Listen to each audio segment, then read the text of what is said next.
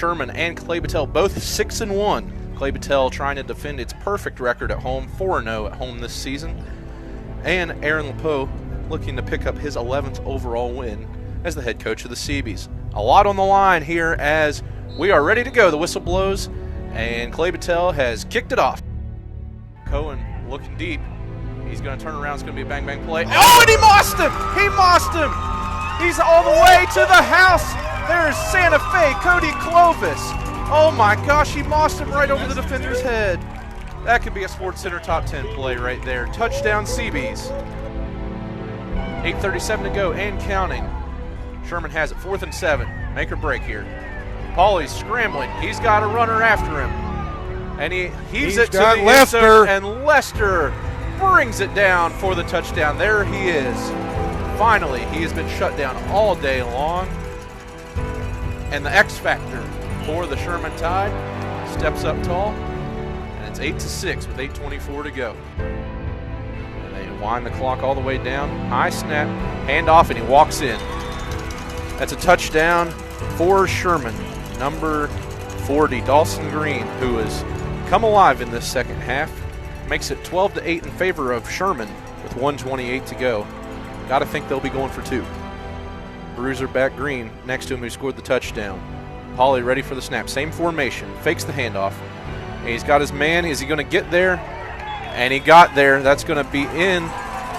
That's the right call. That is the right call. He reached out, and that 2-point conversion is successful. 14-8 your score now.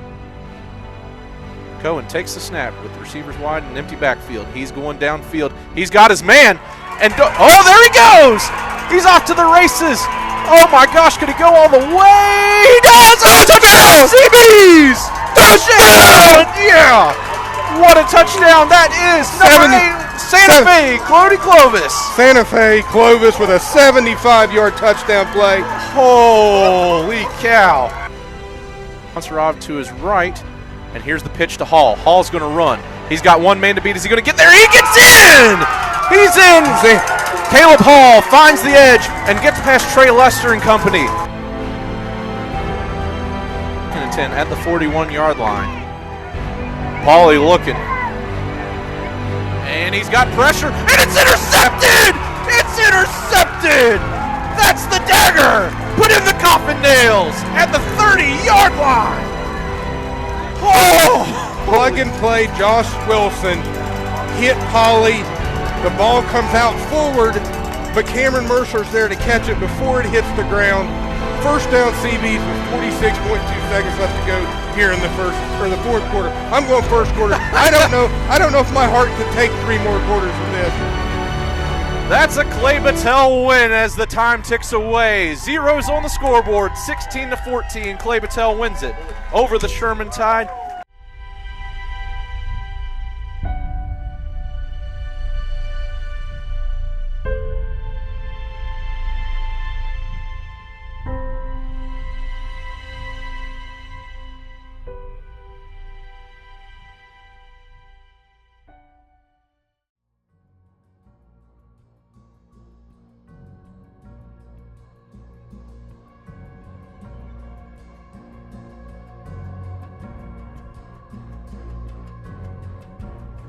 Friday, October 31st. Blacksville's Clay-Battelle High School was crowded for the holiday. Coming into town is Oak Glen, and they're hungry, desperate to solidify themselves as a AA playoff team. But the Seabees are ready, waiting. These are the games that define good teams from great ones. Some had expectations to make the playoffs. Others had the expectation of hosting a playoff game. Now, you have an opportunity to host 2. But that requires focus, commitment, and the ability to block out the outside noise. Expectation is a privilege. It shows you're moving in the right direction as a program. It's like Coach Lepeau said, are you okay with just being good? Or are you hungry for more? Do you want to be great? Do you want to make history? It starts here. Halloween night, 2025. Where the Clay-Battelle Seabees host the Oak Glen Golden Bears, and it's live on WAJR.com.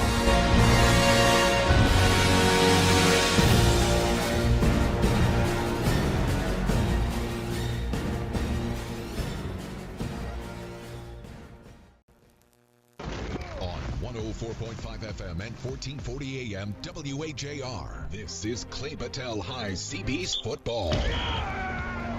Tonight's game is sponsored in part by Advanced HVAC and Plumbing, keeping your home cozy year-round. Morgantown's residential HVAC and plumbing leader for over 20 years. Online at advancedheatingandcooling.info.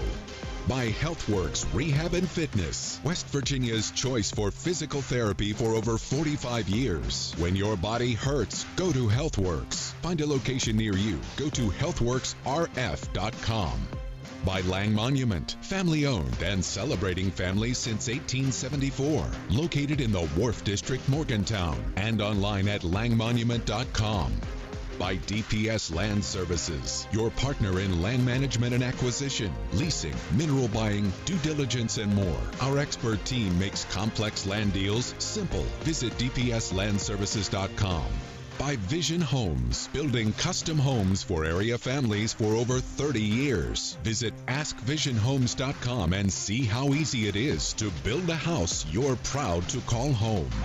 By Patton Building Services. From janitorial to general building maintenance, Patton Building Services believes clean environments build better business. We don't just maintain buildings, we maintain communities. Online at pattonbuildingservices.com. And by Saving Grace Septic and Rentals, providing clean, reliable, portable toilets for every event. And when septic systems need service, we're your first call. We're local, we care, and we're there when you need to go. 304-282-7210.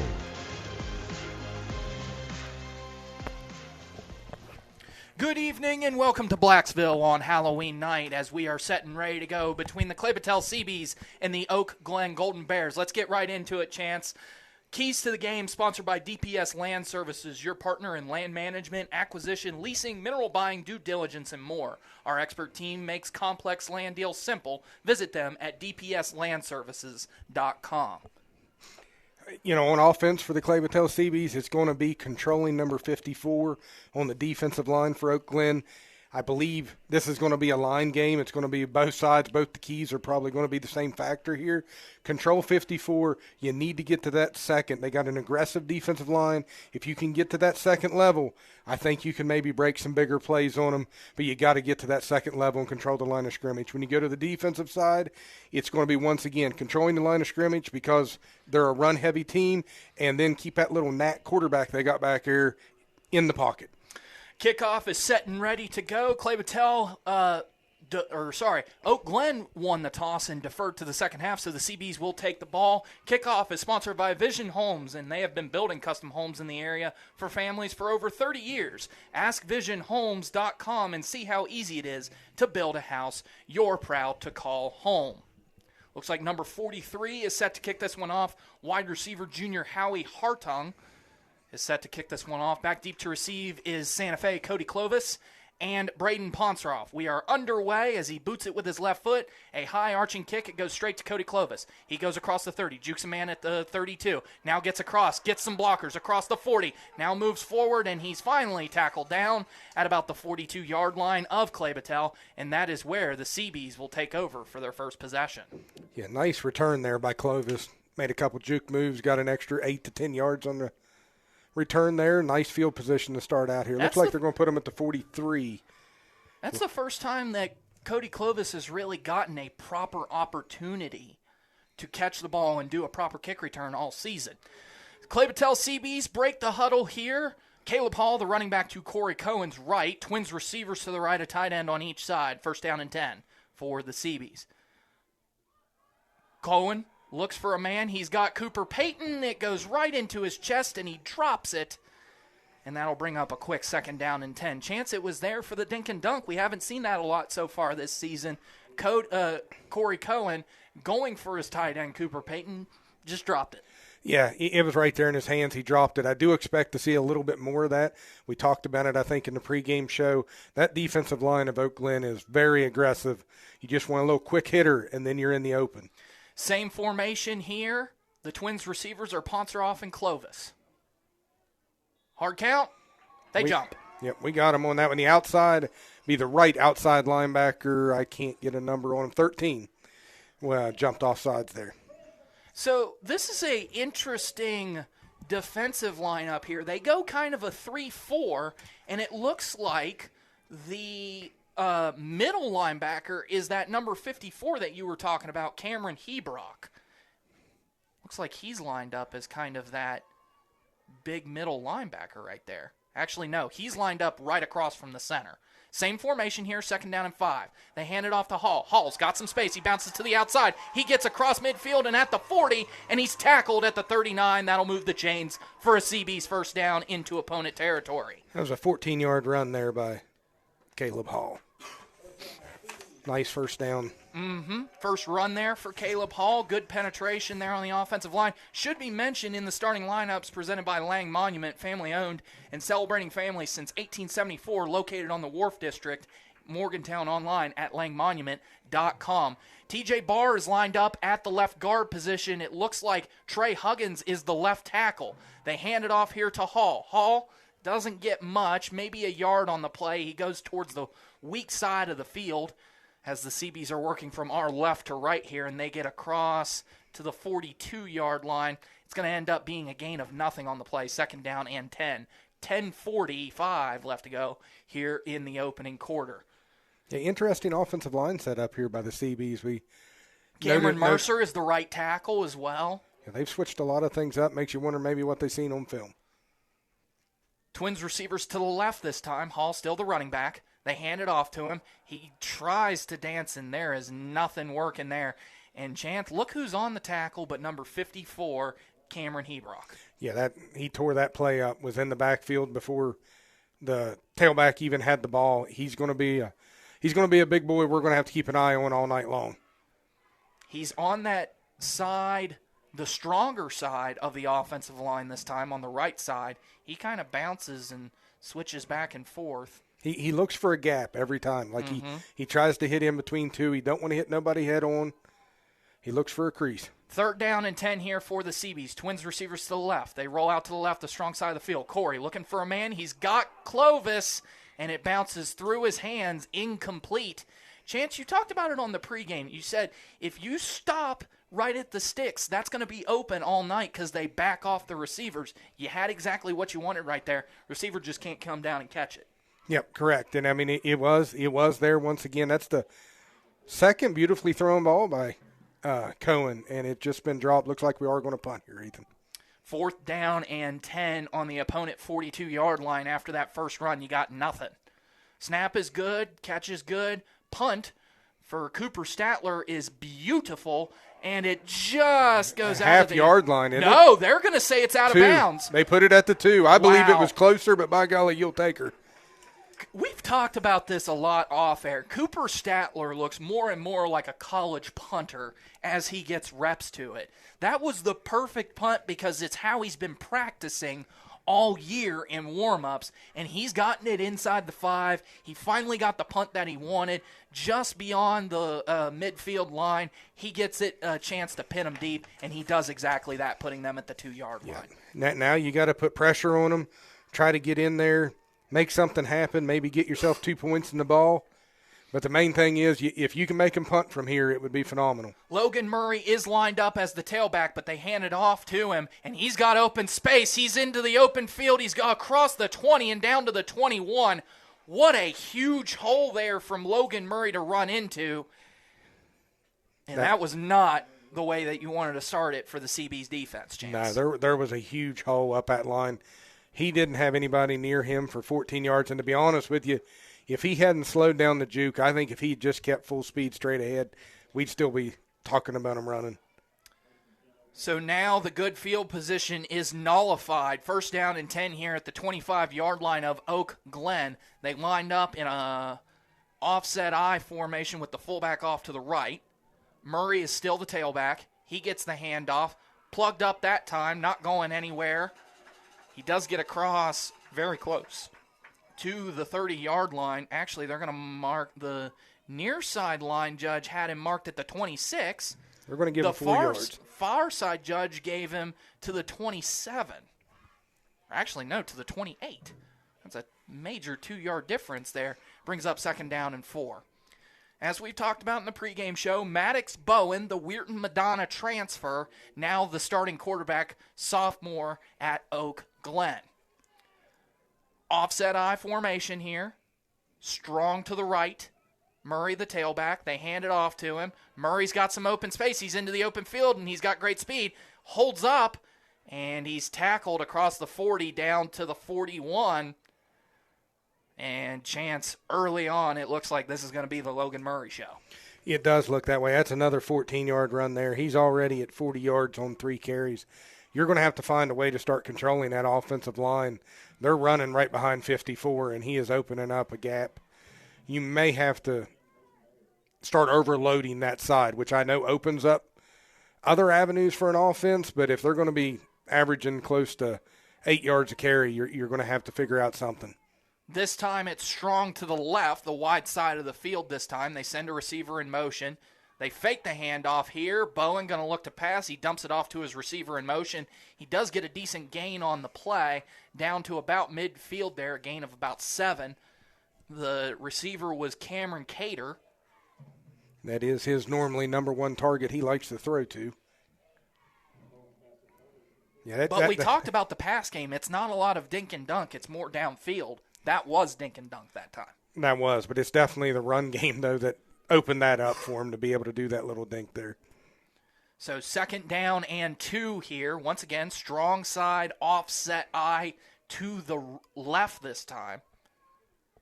Going to hand it off to the weak side, breaks a couple tackles in at the line of scrimmage, and gets across the sticks down to the 45 of Clay-Battelle. Cooper Payton was there, just couldn't wrap him up in the backfield, and it will be an Oak Glen first down. 7 minutes and counting here in the opening quarter. You've had a couple good plays of getting pressure in the backfield, holding them up at the line of scrimmage. It's just they are pushing a little bit. They've gotten a couple yards, but if you can do that on a consistent basis instead of giving up that 14-yard run, you're going to be all right. You're going to make them have to do it at 3 yards at a chunk, and hopefully something will go wrong. They'll get a penalty or something. They're overloading the defensive line here now. Strong set I to the left. Fakes the handoff here. They're looking to go deep. The intended receiver, they got him. Ponceroff with the tackle. It's Cater once again. He gets across the sticks for a first down. But Chance, they brought out a DB and brought in Jacob Layton, the freshman, to try and get some more pressure on that defensive line. Cameron Bragg sitting there at the free safety position. He was like, do I move over to a corner and we have nobody back deep? That's exactly what they did, and they take advantage of it with a play-action pass. Yeah, you're wanting to get that man-on-man there. They brought that guy across the field. Ponceroff was chasing him, but by the time that he was able to get to him and get the tackle on him, you had 10 yards. Josh Wilson kind of lined up in an outside linebacker position, but it's close to that second level here. Strong side I to the right. They send a receiver in motion from left to right. They do a little reverse here to Cater. Cater's got some space to work. He gets across the 25, and he's wrapped up just shy of the 20-yard line down to the 21, but it is going to be a first down for the Oak Glen Golden Bears, and this is an excellent drive by Oak Glen so far, even though they were pinned very deep into their own territory. You sat there and you thought, hey, they're a running team. They're going to have to put a lot of plays together to get this drive going and get into the end zone. Chance, I talked about it. I said the key to this game is going to be who gets 6 and who gets nothing. You basically can call it a red zone drive here now as you're at the 21. Strong side, offset I to the left this time. A receiver on each side. They send the receiver from right to left. They fake the reverse. They hand it off to Murray. He fumbles the ball. It's picked up by the Seabees. It's Huggy Bear. He's across the 40. Keeps looking behind him, and he's tackled at the 28. It popped right out of the hands of the running back, Logan Murray, and goes right to Huggy Bear, Jax Huggins. And he rumbles and bumbles all the way down to the 27-yard line. A crucial turnover for the Seabees. And they take over just where they left off in their first drive at the opponent the 27-yard line. Wow! 45-yard return by Huggins on that return. That is huge for the Seabees. Big change of momentum there. Twins receivers to the right this time. Hall is the running back to Corey Cohen's right. They hand it off on a sweep. Tries to get some space. He's going absolutely nowhere. Wrapped by Cameron Hebrock. Chance, I'm probably going to say his name all night. You talked about him. You said that kid could start as an outside linebacker in Quad A. He's proving that so far on the defensive side. Yeah, he's just he's an unbelievable athlete. You got to figure out a way to get around him and just make something happen. I mean, the boys are right there. It's on the cusp of being there. It's just, one more step and you've got them. Twins receivers to the right this time, tight end on each side. 2nd down and 11. Cohen looking deep, going to throw it, and miscommunication there on the route. It looked like Ponceroff was supposed to run a flag route. He ended up running a post. Corey Cohen throws it to the outside, but it's only where his receiver could get it, outstretched beyond the Oak Glen Golden Bears. 3rd down and 11 here. Yeah, this is, as you said, the red zone. We came out with nothing the first trip kind of down here. We got close. We didn't quite get in the red zone. This is inside the 30. It's close enough that you need to figure out a way to come out of here with some points, at least get a first down here. Or make 4th down more manageable. Same formation here. Cohen rolling to his right, steps, throws, takes a hit from 54 into the hands of Ponceroff, but it bounces outside. Pass was a little bit high, but catchable. And it's going to make 4th down and 11 here. Big decision here if you're Clay-Battelle, but you got to go for it, Chance. I think this is definitely go, but I will tell you this. If you ask Ponceroff, he'll tell you he should have had that ball. It hit him in the hands. And it's one of those right now. I can tell you right now, Corey is throwing. Trey Huggins got the call here from LePeau. Sorry to interrupt you, Chance. Corey Cohen is now on the sidelines for Clay-Battelle. Trey Huggins is now in at quarterback. 2 receivers to the right, 1 to the left. The one to the left is Ponceroff, and he's lined up offset like a tight end. He motions him. Huggins keeps it himself, rolls across the 25. He's not going to get to the first down marker, and it will fall as a turnover on downs. And that big turnover that you needed becomes a moot point.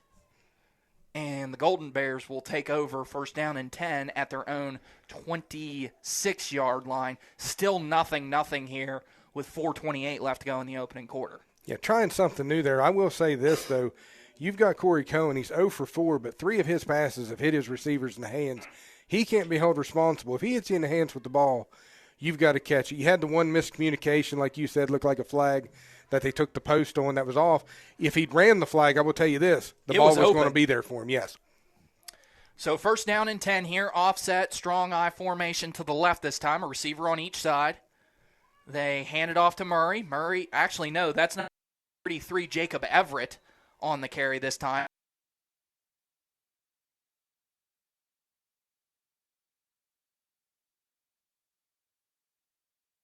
Chance if Logan Murray took that hit in his shoulder and he said, guys, it's bothering me again. And, I mean, it caused the fumble. There was no doubt about that. But at the same time, if you're the Seabees, you have to take advantage of this right now. You've got a much slower tailback in the backfield, much more manageable guy to kind of get and corral. I mean, this could be huge if that is a problem. We'll see how it goes as the game goes along. Everett still the tailback in the backfield here. They fake the handoff this time. Going to try and throw it to the tight end or other wide receiver, Howie Hartung. Outstretched beyond him, too high, incomplete. Clovis played the man, not the ball, as he got kind of beat on that cutback route. It's still 3rd down and manageable here, 3rd down and 3, with 3:41 left to go here in this opening quarter. Still 0-0. Got Jacob Layton coming in. You can tell they're trying to beef up that line a little bit. I mean, this Oak Glen offensive line is not a small group of individuals. And they're not, and they're strong. They are extremely strong. Strong eye to the right this time. They hand it off to Everett. Everett going nowhere. Let's see if he gets a push. You got to blow the whistle at this point, but they're not going to. And forward progress after about a 5 to 8 second push. You got to blow the whistle there, but that was extremely long. His forward progress had stopped. It was a nice job by the boys. They didn't get the whistle. You just got to line up here, though. You made them take 3 plays there. There was not a big play on offense there. You're settling down a little bit. If you got number 2 out of the backfield spot, I think this is a much more even game. Everett still in the backfield here. Strong offset eye to the left this time. Receiver on each side. They send the receiver in motion from right to left. They fake the handoff this time. Pressure coming. Looking deep over the field. He's got it, but he fumbles the ball. And they're it's calling not it incomplete. It's going to be called incomplete here. I probably should have emphasized that. But it was a heck of a hit there in coverage by Trey Huggins. He came in. He knew he wasn't going to get to the ball carrier by the time the ball got there. He lowered his shoulder, put his shoulder right into the hands of where he tucks the ball, knocked it loose, incomplete pass, 2nd down and 10 here. And it was the correct call, too. That was 100% it was the correct call. He barely got time to even tuck it and run. Maybe got a step, but it certainly wasn't a catch. Heck of a defensive play, though. 2:59 left to go here in the opening quarter. The offset fullback is to the right this time. Receivers are in close here. Everett's still the tailback. They do a little reverse here to Cater. Cater gets some open space, and he gets across the sticks, and he's down at midfield. Chance, now you got to start looking out for that reverse because that's going to be the best play that they've had if Logan Murray doesn't come back into this game. Yeah, I agree with that right there. They're using the speed of Cater to get around that end because you're keying so much in on 33. I will tell you this, though. You had him, for the first time this game, they had him behind the sticks. It was 2nd and 10. You just need to keep that up. Right now, I feel like the defense is starting to settle in. We're going to make a play happen here. I can feel it. Logan Murray is not being treated on the sidelines, but he is standing over there. Everett's still the tailback. They fake the reverse this time. It's going to be a play-action pass here. Bowen's got some room to run. He's got a little bit of quickness to him. Wrapped up by Josh Wilson from behind. Still gets a decent gain on the play, Maddox Bowen. He's tackled at about the 45-yard line. It will be a gain of 5 and 2nd down and 5. Still a good play there by Josh Wilson. He had a long way to run to catch up to Maddox Bowen, and he got him. He did. By making the tackle, he fell forward. Just allow Bowen to get them 5 yards. But defensive-wise, you got to be happy with your secondary. You forced the quarterback to run, and that's a very positive thing. You got 2nd and 5 here. You want to try to get a stop as close to the line of scrimmage as possible and set up a 3rd and 5. Maybe give your offense a chance to get that ball back. Keep your eye on Cameron Cater in motion here. He's the receiver near side of the field, the receiver to the left. Strong offset eye. He comes in motion. And they hand it off here to Everett. Everett's got some space to work. Bulldozes forward. Nobody's coming to hit him. You got to wrap him up and bring him down. He does finally go down at the 33-yard line. It'll move the chains. That's 12 yards on the carry there. Yeah, that's the best run he's had all night, Chance. He will not go down by just one person, unless that one person is maybe Cooper Statler. Yep. You got to get in there and wrap him up. It did look like maybe they were trying to hold him up, maybe come in, get a wrap on that ball, get a hit on the ball. But when he's 12 yards downfield, let's just get him to the ground and live to see another play. Ball is at the 33 on the near side of the field here. Offset, no, straight eye formation this time. Tight end to the right, receiver on each side. They're in close. They fake the handoff to Everett. Pressure coming from Ponceroff. He does get it complete to his receiver. That is Maddox Bowen to Howie Hartung. And he gets it to the 25-yard line. The line to gain is the 23. It'll bring up 2nd down and 2. Yeah, it was a nice play by them. Ponceroff just about a step late there, being able to get to him. He got that little dink off, and they pick up 8 yards from it. He almost broke the tackle. We should probably be happy that it was only 8 yards. 2nd down and 2 here. Could be the final play. You don't have to snap it if you don't want to. You're in the final 15 seconds here of the first quarter. It's been a quarter dominated outside of a turnover by Oak Glen. Offset eye to the left this time. Receiver on each side. They hand it off to Everett. Everett slows down as he gets to the line of scrimmage and is finally going to be pushed back this time. But forward progress is still going to give him about a half yard, and that is the end of the first quarter. Your score still 0-0 here. It'll be 3rd down and 1 for the Oak Glen Golden Bears at the opponent 24-yard line. We'll take a break and come back. You are listening to Clay-Battelle CB's football here on WAJR.com. Your child doesn't have to leave home or go to college to build a future. The energy industry is hiring, starting at $25 an hour, with benefits and certifications. And the more they learn, the more they earn. It's hard work, but it's worth it. It's not a short-term job. It's a career. and the energy industry is hiring. DPS Land Services. Learn more at dpslandservices.com. Z-Bart is your local expert for automotive appearance and protection products and services. And now, Z-Bart can apply the ceramic Z-Gloss paint coating to your vehicle for a shine that never goes away. No more waxing, no more rubbing, no more settling for a less than perfect finish. No more. Z-Bart's ceramic Z-Gloss is a 3-layer coating that preserves your vehicle's incredible shine. Get the glossy details online at zbart.com. Z-Bart of Morgantown, just off I-68 exit 7, Fort Pierpont Plaza. This is Clay-Battelle High CB's football on WHAR. 3rd down and 1 here as we approach the first play of the second quarter. Still 0-0 here. Big 3rd down for the Golden Bears, but the CB's defense is settling in. Chance probably should do this for the audience. I am recovering from a little bit of an illness, so if you hear a few coughs on my part, I apologize. My voice isn't normally what it is. Anyways, straight I formation here, tight to the left this time. QB sneak by Maddox Bowen. I do believe he got the first down. He is smacked by Cooper Payton. I do think it is going to move the chains. It will. It is a first down for Oak Glen, but only a gain of a yard. But it's the yard that he needed. It is, but you got to start looking at positive with your CBs. You forced them to a 3rd down. Logan Murray is back into the game at tailback here for the Oak Glen Golden Bears. Be interesting to see if he's a decoy, if he's a receiver, or if he is back in that tailback position I'm to run the ball. not seeing Everett into the game here, so I would say it's probably not a decoy. Yeah, he's lined up at that tailback position as they break the huddle here. Offset I formation. Fullback is to the left. Receivers in tight. Number 4, Cameron Cater. They do a toss play here this time to Murray. Murray's got some space to work with, and he's not going to be corralled. He will be wrapped up from behind. He fumbled. Did he fumble? Fumbled the ball right at the 1-yard line. He fumbled the ball again, and Clay-Battelle recovers it into the end zone. It's going to be a touchback for the CBs. Oh, my goodness. 2 straight carries for Logan Murray results in 2 fumbles here.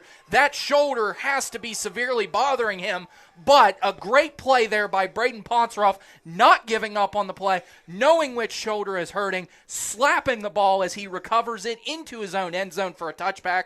Clay-Battelle takes over at their own 20-yard line. I'm telling you now, too, Ethan, if you can find a way to get your offense moving, which I want to bring up, Zach Gump is back in the game. May have been some kind of disciplinary issue there in the first quarter. He got held out. He's back in. We have our full offensive line the way we need it. Let's go get some points. I think he can really change the momentum of this game. Cooper Payton is lined up at the fullback position. It's going to be Cohen. Cohen keeps it himself, pushes forward. Those guys may be big, but guess what? He's going to keep moving it forward. You're not going to bring him down so much. Looks like a good 6-7 yards on the carry there by Corey. And I will tell you this. The referees are at least consistent there. They're going to keep calling it and let the guys push forward both ways. You could have easily called that and stopped forward progress at about the 25. It's moved now to the 28. You bring up 2nd down and very manageable here. Trey Huggins comes into the game as a substitution. Corey Cohen still the quarterback, though. Caleb Hall comes into the game at tailback. 3 receivers, 1 to the right, Cody Clovis, 2 to the left. It's Trey Huggins and Braden Ponceroff. I'd look to see a screen coming here. No, they hand it off to Caleb Hall. Hall gets to the 2nd level, pushes forward for a first down. It's at the 35. Nice 7-yard run there. Chance, Oak Glen has dominated this game outside of the red zone. And I said this was going to be the huge key. And, I'm already seeing, though, I look at that run right there, Ethan. I'm just happy to see the big giant out on the right tackle again, bringing everybody back, bringing Huggy Bear back over here to the guard position with Mercer back to the left side. That is the first positive run we've had from a tailback. It seems that may be a huge difference. Zach Gump set out the first quarter, and now he's back into the game at right tackle. You got your normal offensive line package back into the game at the second quarter. Hall to Cohen's right, Twins receivers to the right as well. They hand it off to Hall. There's so much more penetration. It's a minimal gain, but you'll take that minimal gain of 4 yards any day of the week. And there's an official's timeout for an injury here. It is not 54. You can still hold your breath. Yeah, I mean, you don't want nobody hurt, but at the same time, 54 would have been a huge loss, especially with number 2. We feel on their offensive side, their key contributor being hurt. All right, we'll take a break here. Back in 30 seconds. You are listening to Clay-Battelle CB's Football here on WAJR.com. Leaky faucet? Clogged drain? Water heater not keeping up? Josh Heinerman here with Advanced HVAC and Plumbing, where we do more than just HVAC. We are your local plumbing pros. From quick repairs to complete replacements, our licensed plumbers can handle it all. Faucets, toilets, water heaters, sump pumps, and more. We do it fast, clean, and right the first time. From drips to disasters, we've got you covered. Advanced HVAC and Plumbing.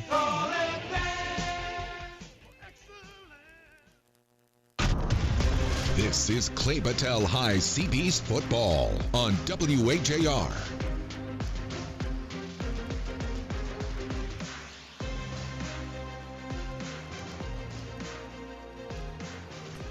$9:44 left to go in the first half. Still 0-0 here. Injury timeout for Oak Glen. I'm not sure who it is, Chance. He's been laying flat on his back. They've been working on his legs. Still been unable to get a number. I mean, if there's anybody from Oak Glen listening, we will try to give you an update of who the player is once we're able to see a number. Crowd has hushed silent. And it doesn't look to be very good, but it is a lower body injury. Good crowd here tonight on hand. Probably should talk about the pregame weather conditions sponsored by Advanced Heating and Cooling. Keeping your home cozy year-round, Morgantown's residential HVAC plumbing leader for over 20 years. Online at advancedheatingandcooling.info. Number 5, Josh Maurer. I believe that's their starting fullback, Chance. Okay, but he's limping. It's gingerly, but at this point in time, I don't think it's going to be, we'll say it, a game ender thing. But it is going to be awful gingerly there. I think he plays middle linebacker for him too? I think number 14 has come in for him. So it'll be second down and about 7 here after the gain of 3 by Caleb Hall. Tight end on it looks to be each side. Chance, do we have 12 people out there on the field? I feel like we have 12 people. We do, and they can't count, so we'll take that. We had 12 people out there on the field. Corey Cohen keeps it, and they finally blow the progress dead. It's at the 43-yard line, and it'll be third down and 2 here. We need to get 12 out of the huddle. Yeah. Is what I will say. We have 12 people out there, but then again, if they're going to let us play with 12, by golly, we'll take advantage of it. There were 2 tight ends. There were 2 tight ends and 3 wide receivers. You can't have that. No, get Huggy Bear over here. We'll just make a call. That was luck. That was luck. I mean, it wasn't a huge play with the guy out there. I'm honestly shocked that Oak Glen didn't see that. All right, so they have 11 out there now. Receiver on each side, 2 tight ends. Caleb Hall, the running back, to Corey Cohen's left. They go hard count, call a timeout. Probably a good play there with 8:38 left. We'll take it with them. You are listening to Clay-Battelle CB's Football here on WAJR.com. Once upon a time, there were no portable toilets, and finding relief was an adventure. Then came crowded restrooms, unpleasant and inconvenient. Enter Saving Grace Septic and Rentals, providing clean, reliable portable toilets for every event, from football games to family gatherings, even work sites. And when septic systems need service, we're your first call. We're local, we care, and we're there when you need to go. For comfort and convenience, we're your saving grace. 304-282-7210. This is Clay-Battelle High CB's football on WAJR. Welcome back to Blacksville here. 8:38 left to go in the first half. Chance, you told me this is a big third down here. Why is it a big third down? It's a huge play. We have 8:38 left to go here in the second. If you're able to pick this up and just do a nice ball-controlled, slowly working down the field and not score quickly, you're probably going to give it back to them with less than 3 minutes to go. I think they have 2 timeouts. Looks like both teams have 2 timeouts. No, they have 3. But at the same time, high school football, 3 timeouts in 3 minutes is still a long ways to go. Cameron Hebrock's lined up on the strong side of the offensive line. Cohen takes the snap, gets it, carries it across the sticks, keeps moving forward. He's down very close to midfield. The line to game was the 45. He got to midfield at the 50, and it'll move the chains for a Clay-Battelle CB's first down. Sorry, it's actually respotted at the Clay-Battelle 49-yard line. And that clock keeps a rolling. You're at 8:30 left to go here in the first half, but you've still got 51 yards left to go. Caleb Snodgrass into the game at tailback, receiver on each side, 2 tight ends to the left here. Cohen takes the snap, dropping back, 3-step drop, looking over to the middle of the field. He's got Clovis if he can. He does! He's across the 10, into the 5, touchdown, Santa Fe! 8:08 left to go here in the first half, and Santa Fe, Cody Clovis, continues his great run of form here, and he gets a touchdown to put the CBs up 6-0. That is the first completion by Cohen tonight, but it goes for 51 yards and a TD. Listen, the catches haven't been coming as much as you would think here these past couple weeks, but when they do come, Chance, they make a huge impact here. I know you talked about putting together a long drive, but you can safely breathe knowing that you are now on the scoreboard up 6-0 here.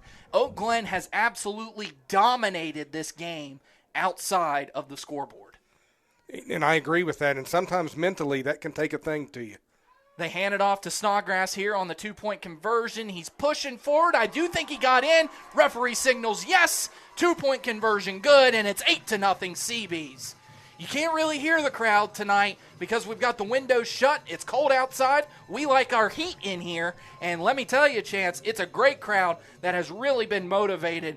Came out really great last week on a Saturday afternoon. You said it felt like a playoff game, and now this community of Blacksville is really starting to believe you want a top 4 seed in single A here. If you win tonight, you win next week. It's a much favorable matchup, but if you win tonight, you put yourself in great position to host 2 playoff games coming in November. Yeah, it would be huge. I did expect a little bit more Halloween outfits tonight, costumes. I do want to give a shout out. It was free admission to anybody who wore a costume. Is that what, I want to give a shout out. There was a young kid, I'd say he's probably somewhere in the middle school age, wearing a construction worker outfit. We were looking for the Indian and everybody. We wanted the YMCA. Wasn't happening, but I want to give a shout out to that kid because you know what? He found a free way into this ball game. He wore his costume tonight. Also had that kid in the fish costume, if I remember correctly. Ah, that's right. Yeah, I told you there was something fishy about him. That is correct. He was a huge fish outfit. Another kid in the vampire outfit. We do have a couple, but my adults have disappointed me.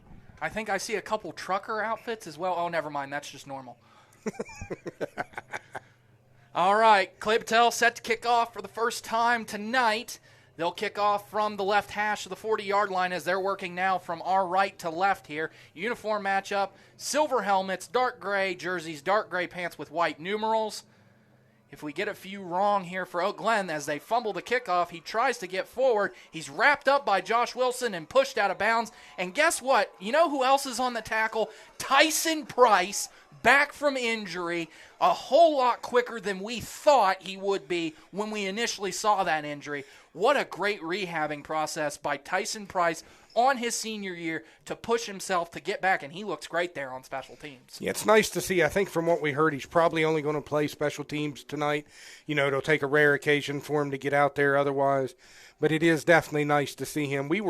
He was hoping originally just to maybe come back, play special teams next week, and then be in the playoff game. So the starting tailback is Jacob Everett. As I say, they have a new fullback into the game in here as well. They fake the handoff to Everett.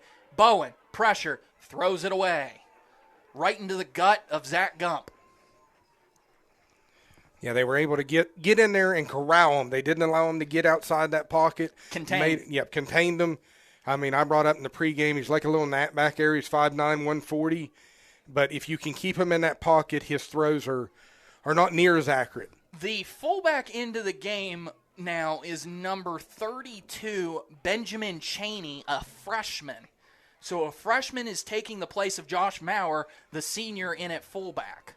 So you got 32 at fullback. You got Jacob Everett, the freshman tailback. in behind the sticks. They send a receiver in motion. They're going to hand it off to Everett this time. Everett's got some space to work. He's tackled from behind by Braden Ponceroff. He gets a decent gain on the play across the 45, and it will be a Golden Bear first down. Yeah, you got a nice hole there on that left side. I think pretty sure following 54 right up in there. And got that hole, got to the second level in a hurry to get there. It just freezes you. I mean, that quarterback's rhythm and technique on that handoff is the same regardless. His play action is picture perfect. Offset eye to the left this time. They send the receiver from right to left. They hand it off to Everett. Everett dances at the line of scrimmage, gets a good push from the defensive line. That ain't going nowhere. You do not have a forward push this time. Forward progress is going to give him nothing on the play. It'll be second down and 10. Chance, It's just a different element. Jacob Everett is the tailback that, if you're the Clay-Battelle Seabees, you love to play against. He's more of a power tailback, whereas 2 is your speed tailback. And we've thrived against that type of tailback all year long. I will say, we haven't faced an offensive line like this, though, with a tailback like that. Offset eye, strong to the right this time. Cater moves in motion.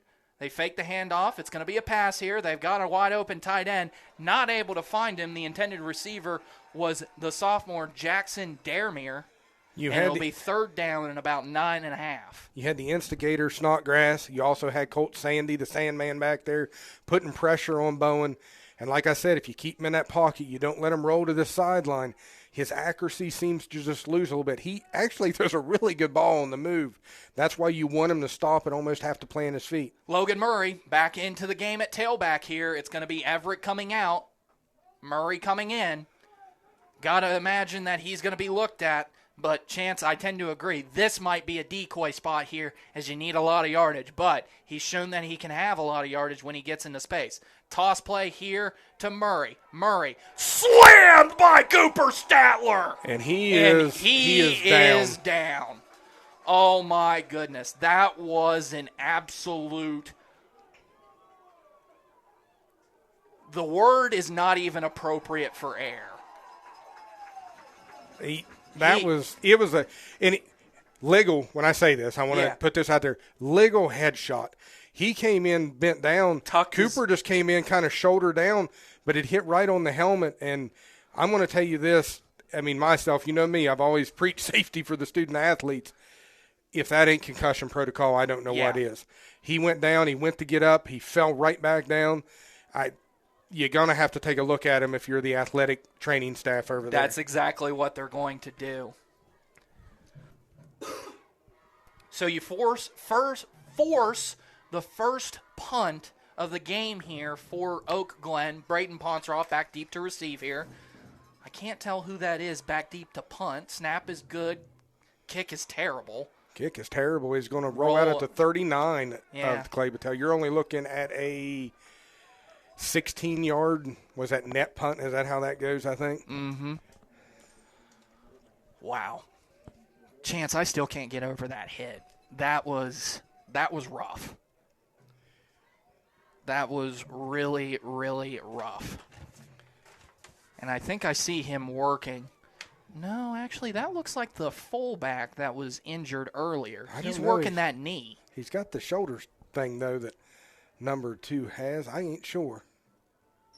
All right. 2 tight ends lined up to the right, a receiver on each side. Caleb Hall is the tailback. He gets the handoff, works to the strong side of the field, now cuts up to the middle, trailing backwards, but he backpedals like a DB and falls forward, and it ends up being a decent gain of 8 yards. Chance, the difference between the first and the second quarter here on the offensive line penetration is night and day. Yes. Night being the best, by the way. Yes, it is. I mean, you've got Gump back out there. I think the most crucial part of that, and no offense to TJ Barr who was filling in, but getting Huggy Bear back over there on 54 seems to have been a huge change. Because you quote-unquote call that the weak side of the offensive line. There ain't anything weak about that. Cohen going to keep it himself here. He's wrapped up from behind. And look who it is. Yep, it's number 54. I say that, and then he goes and makes a play. Yeah. I think he exploded past Cooper Statler, Chance. This kid's good, man. Brings up from second down and 2 to third down and about 6 here after the loss. 5:08 left to go here in the first half. Clay-Battelle leads by a score of 8-0 over the Seabees, but now you're in another crucial third down here as you hope to just kind of move the ball and move the chains a little bit. 2 receivers lined up to the left. Twins receivers, tight end on each side. Looks like Snodgrass is in the game at tailback to the left. Cohen rolling. He's limping a little bit, Chance. He throws it over the intended receiver's head. That's Cody Clovis. Chance. He had pressure by 54. But did you see the hobble? There was by something Cohen? there. Yeah. I'm going to tell you this. The hit by 54 earlier was not a slight hit. Just Corey's able to take them hits a little bit better than a lot of people. But he got held up there by 54 and then got hit by a couple other Oak Glen players. 2 players back deep to receive the punt here. It looks like number 13, that is Caden Spencer, a freshman, and their elusive receiver, Cameron Cater. Flag on the play here as the punt goes horribly out of bounds. Yeah, that's the worst punt I've seen from Cooper Statler all year, even in warm-ups. Let's hope that it's on them. A dead ball foul. No, it's on us. It's on us. But still, Chance, I think I'd rather take it because – guess what? We don't get that choice, though. They're going to get the choice to take the illegal procedure.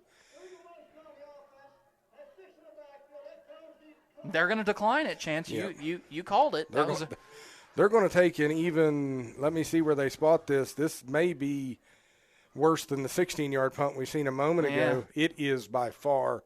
It's going to be 10 yards. Midfield. It is 10 yards. This is defense going to have to step up here.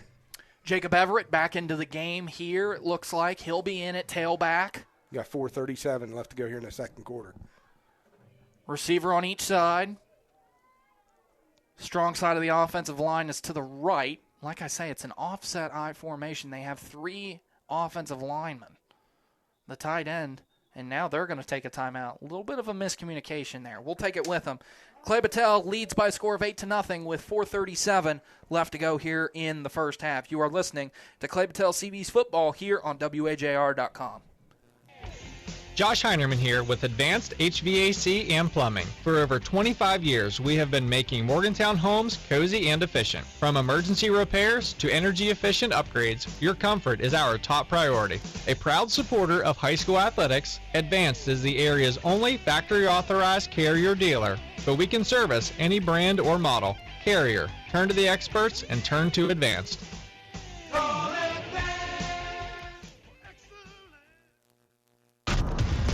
This is Clay-Battelle High CB's football on WAJR. 4:37 left to go here in the first half. And Clay-Battelle leads. It's first down and 10 here after a drive that goes nowhere from the CB's offense. Huddle breaks here. Everett still in at tailback. Strong side of the offensive line to the right. They fake the reverse. They hand it off to Everett. Everett's in open space here. He gets across the 40, and he'll have enough room for a first down, tackled by Cooper Payton from behind. And now Everett's really kind of grown into this game a little bit. That right there, I think what opened that up is Cater comes across, and he has hit some big end-arounds, like quick handoffs to him. Mm-hmm. And then that play, they all went with the end-around with Cater, and it was Everett who had it right up the middle. So first down and 10 again at the 39-yard line. Everett still in at tailback. Receiver on each side. They send Cater, and they hand it off to Everett. Cooper Payton almost had him. Cooper Statler's able to wrap him up by the ankles, but he still falls forward here and gets a gain of 2 yards. It'll be second down and 8. You'll take that as a... Sorry, I'm just trying to crack the window here a little bit because it's starting to get a little toasty. I just want a little bit of airflow. Yeah, we'll get that opened up here, but that's a win for you. That's a 3-yard run. You'll take that. Let's try to get another stop here. 3:35 left to go in the first half. Same formation. Strong side of the offensive line to the right. They send Cater in motion from left to right. They hand it off on the reverse. It's a broken tackle from Braden Ponceroff, and now he's into the open field, almost stripped by Cody Clovis, and he has to almost re-corral the ball and go backward, or else he would have been gone. It brings up third down and very manageable here. The line to gain is the 29. It's at the 30, third down and 1. Yeah, last time they were in field position like this, Ethan, they just went with the quarterback sneak with Bowen up there. Expect to see that again? I expect to see that right here. Nice little tush push. Just get it up in there, get that first down, live to see another first down. 2:50 left to go here in the first half. Strong set eye. It looks like the strong side of it is to the left this time. Here it is, that QB sneak. He just finds a gap in the defensive line, goes forward, gets actually to the 25-yard line. I say when you get 5 yards on it, you may want to go back to it more often than you have been. I will tell you this, we are at 2:35 left to go here in the second. They do have 2 timeouts left. No 2-minute warning here. This could be huge because Glen does get the ball at the beginning of the second half. We were talking about that during the commercial break. You'd like to get a stop here. You don't want to let them get a score and then possibly get another chance to get that score in the opening of the second half. 3 offensive linemen to the right. Straight eye formation. They motion one receiver. They hand it off to Everett. Everett moves and gets stood up. Still gets a decent gain on the play. They whistle forward progress to be down at about the 28.5. So it's a gain of a cumulative yard on the play. And now we're approaching under 2 minutes here. And now there's a timeout. And chance that might be Everett. I was thinking that from where it was at, too. So let's stand by. We don't want to. It is Everett. Yep, I'm looking at the guys walking. Oh, my goodness. This is huge here if you're Oak Glen, because you have one tailback getting his bell rung. He's had fumble problems tonight. You have your starting fullback down, number 5, Josh Maurer, so maybe the replacement who would be getting ball carries for Jacob Everett is out. Oh, man. Who do you have left? I mean, do you move Cater from the receiver? I mean, he's done decent, but he is not your up-the-middle runner. Like, he's going to want to run to the outside. But at the same time, though, that might be the best thing for you. And then on top of that, though, you lose your biggest receiver. And you lose, you lose the ability to take the top off the defense. So I'm trying to see if I can figure out what's going on here. Because he is not moving, Chance. And they're not blowing it almost. I mean, I don't want to speculate here, Ethan. They're up around the clavicle, it looks like, feeling around. I'd hate to think that maybe he broke a collarbone because it was a big hit before the rest of the stack came in and he went to the ground. So the thing to keep the eye on here, do you tell Logan Murray to you're going to have to tough it out? I don't know if you can bring Logan Murray back in, not after the hit he took. I mean, that'll be their coach's decision, but there's no doubt in my mind. It may not be the coach's decision. It may be a trainer's decision, and you may say, he's in concussion protocol. Yeah. He's out. I have a hard time believing that Logan Murray comes back into this game after the hit that I've seen him take, but I'm not an athletic trainer by any means. What scares me the most is they're not working on Everett's legs. This is actually they're moving the shoulder. They are moving. Once again, they were rubbing around the clavicle. It almost looks like a collarbone, clavicle, shoulder area injury at this point in time. I'll tell you what, let's take a timeout while we let them tend to the injured player. Score is 8-0 with 1:53 left to go in the first half. You are listening to Clay-Battelle CB's Football here on WAJR.com. Health works for you, for rehab and fitness too. Keeping high school athletes healthy is something that HealthWorks Rehab and Fitness takes great pride in. That's why our certified athletic trainers work with many area schools during practice and on the sidelines during tonight's game. Unfortunately, injuries do happen in sports, at work, and at home. At HealthWorks, our goal remains the same, to get you back in action. When you need physical therapy, you need HealthWorks. HealthWorks Rehab and Fitness, Morgantown, Westover, Cheat Lake, Blacksville, Smithfield, Waynesburg, Fairmont, and Buchanan. When your body... All right, guys, we had to cut that break short. Logan Murray is back in at tailback on a 2nd down and 9 situation. They send a receiver in motion. They hand it off on to Murray. Murray breaks a couple tackles. He keeps going forward. He's got it down to the 15. That's where the line to gain was, and it should be very close to another Oak Glen first down.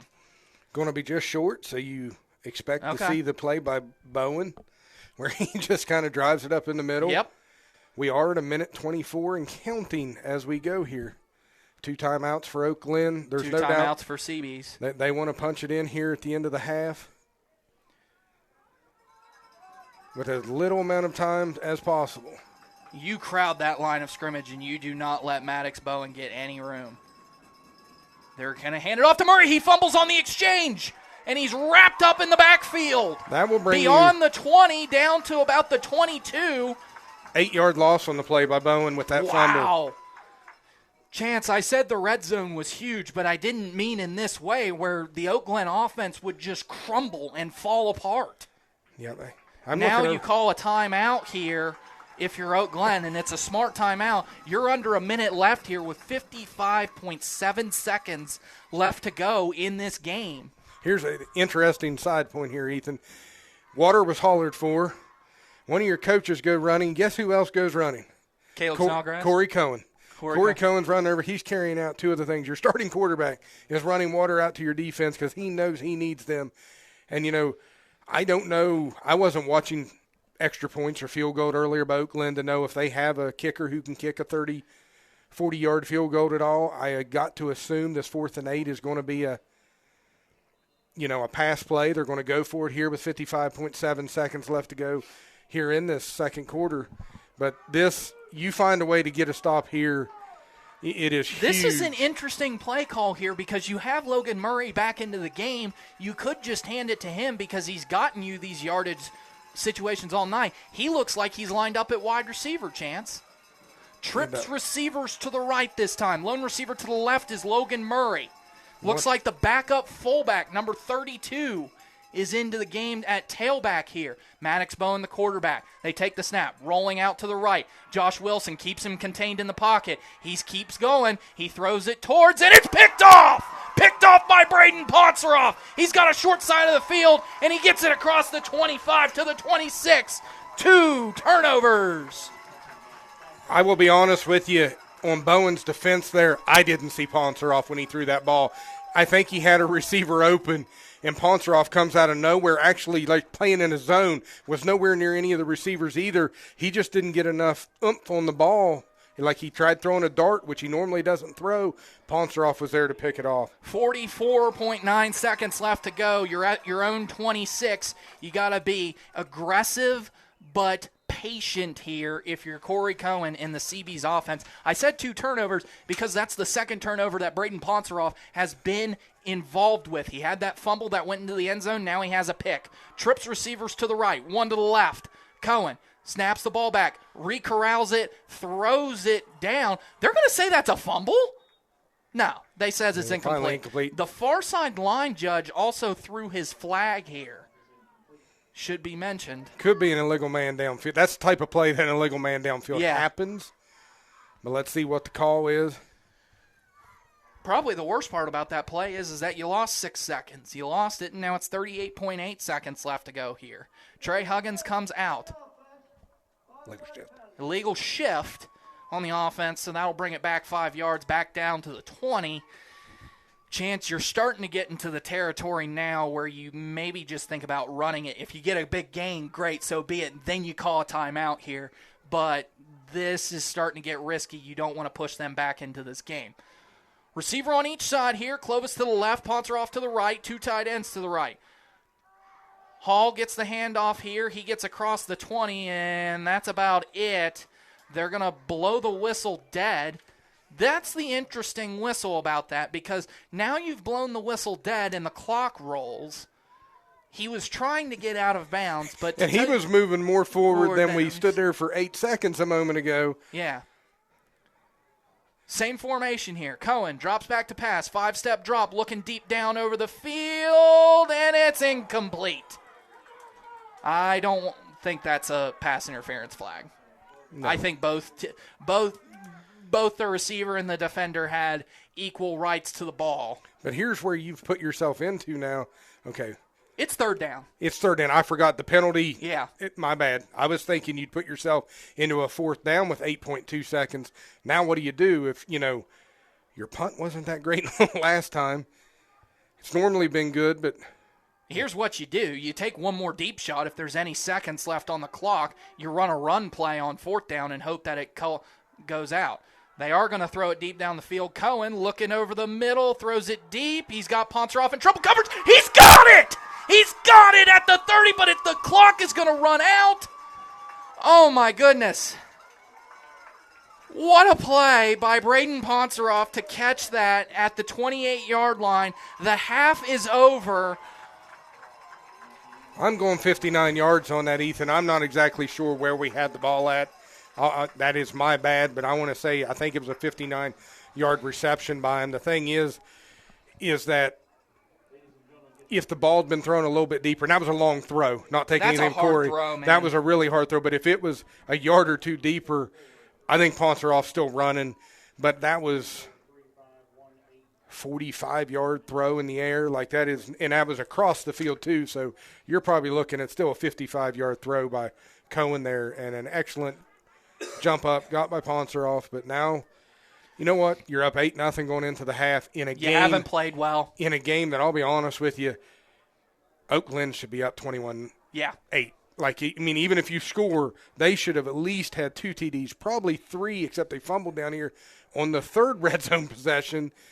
3 fumbles is the story of this game right now in this first half of Oak Glen. They've dominated it except for the 3 fumbles. I'm going to sit down here and start working on my stat sheet, sir. All righty. We'll come back with the first half stats sponsored by First United Bank and Trust. When we come back, we'll take an extended break and then come back with that first half stats review. You are listening to Clay-Battelle CB's football here on WAJR.com with your score at halftime. Clay-Battelle 8, Oak Glen nothing. We'll be back. Every community grows stronger when neighbors help neighbors. That's what First Exchange Bank is all about, supporting local families, small businesses, and the dreams that help keep our towns moving forward. We're your local community bank, rooted here, growing here, and proud to serve here. First Exchange Bank. Online at firstexchangebank.com. Member FDIC, Equal Housing Lender, NMLS 579178. Health works for you, for rehab and fitness too. Keeping high school athletes healthy is something that HealthWorks Rehab and Fitness takes great pride in. That's why our certified athletic trainers work with many area schools during practice and on the sidelines during tonight's game. Unfortunately, injuries do happen in sports, at work, and at home. At HealthWorks, our goal remains the same, to get you back in action. When you need physical therapy, you need HealthWorks. HealthWorks Rehab and Fitness, Morgantown, Westover, Cheat Lake, Blacksville, Smithfield, Waynesburg, Fairmont, and Buchanan. When your body hurts, go to HealthWorks. Our people make the difference in the way you feel each day. When your body hurts, go to HealthWorks. Josh Heinerman here with Advanced HVAC and Plumbing. For over 25 years, we have been making Morgantown homes cozy and efficient. From emergency repairs to energy-efficient upgrades, your comfort is our top priority. A proud supporter of high school athletics, Advanced is the area's only factory-authorized Carrier dealer, but we can service any brand or model. Carrier, turn to the experts and turn to Advanced.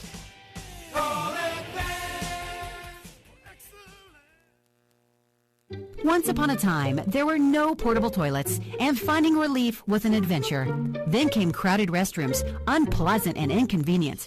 Enter Saving Grace Septic and Rentals, providing clean, reliable portable toilets for every event, from football games to family gatherings, even work sites. And when septic systems need service, we're your first call. We're local, we care, and we're there when you need to go. For comfort and convenience, we're your saving grace. 304-282-7210.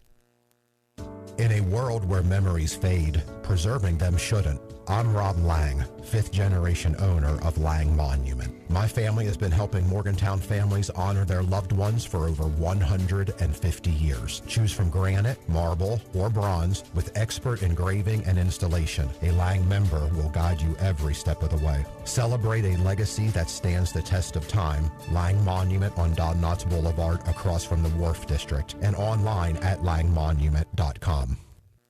I'm 30 now. Right out of high school, I skipped college and took a job in the energy industry. Started at $25 an hour. They trained me, certified me, and I worked hard. Now, I own a home, 5 acres, and a new truck. And I never had to leave West Virginia. No debt, no regrets. My buddies took on loans. I took on a career. Parents, talk to your kids. This industry changed my life, and it's hiring right now. DPS Land Services. Learn more at dpslandservices.com. This is the WHAR Halftime Show, presented by the Mon Health System. Feel the difference.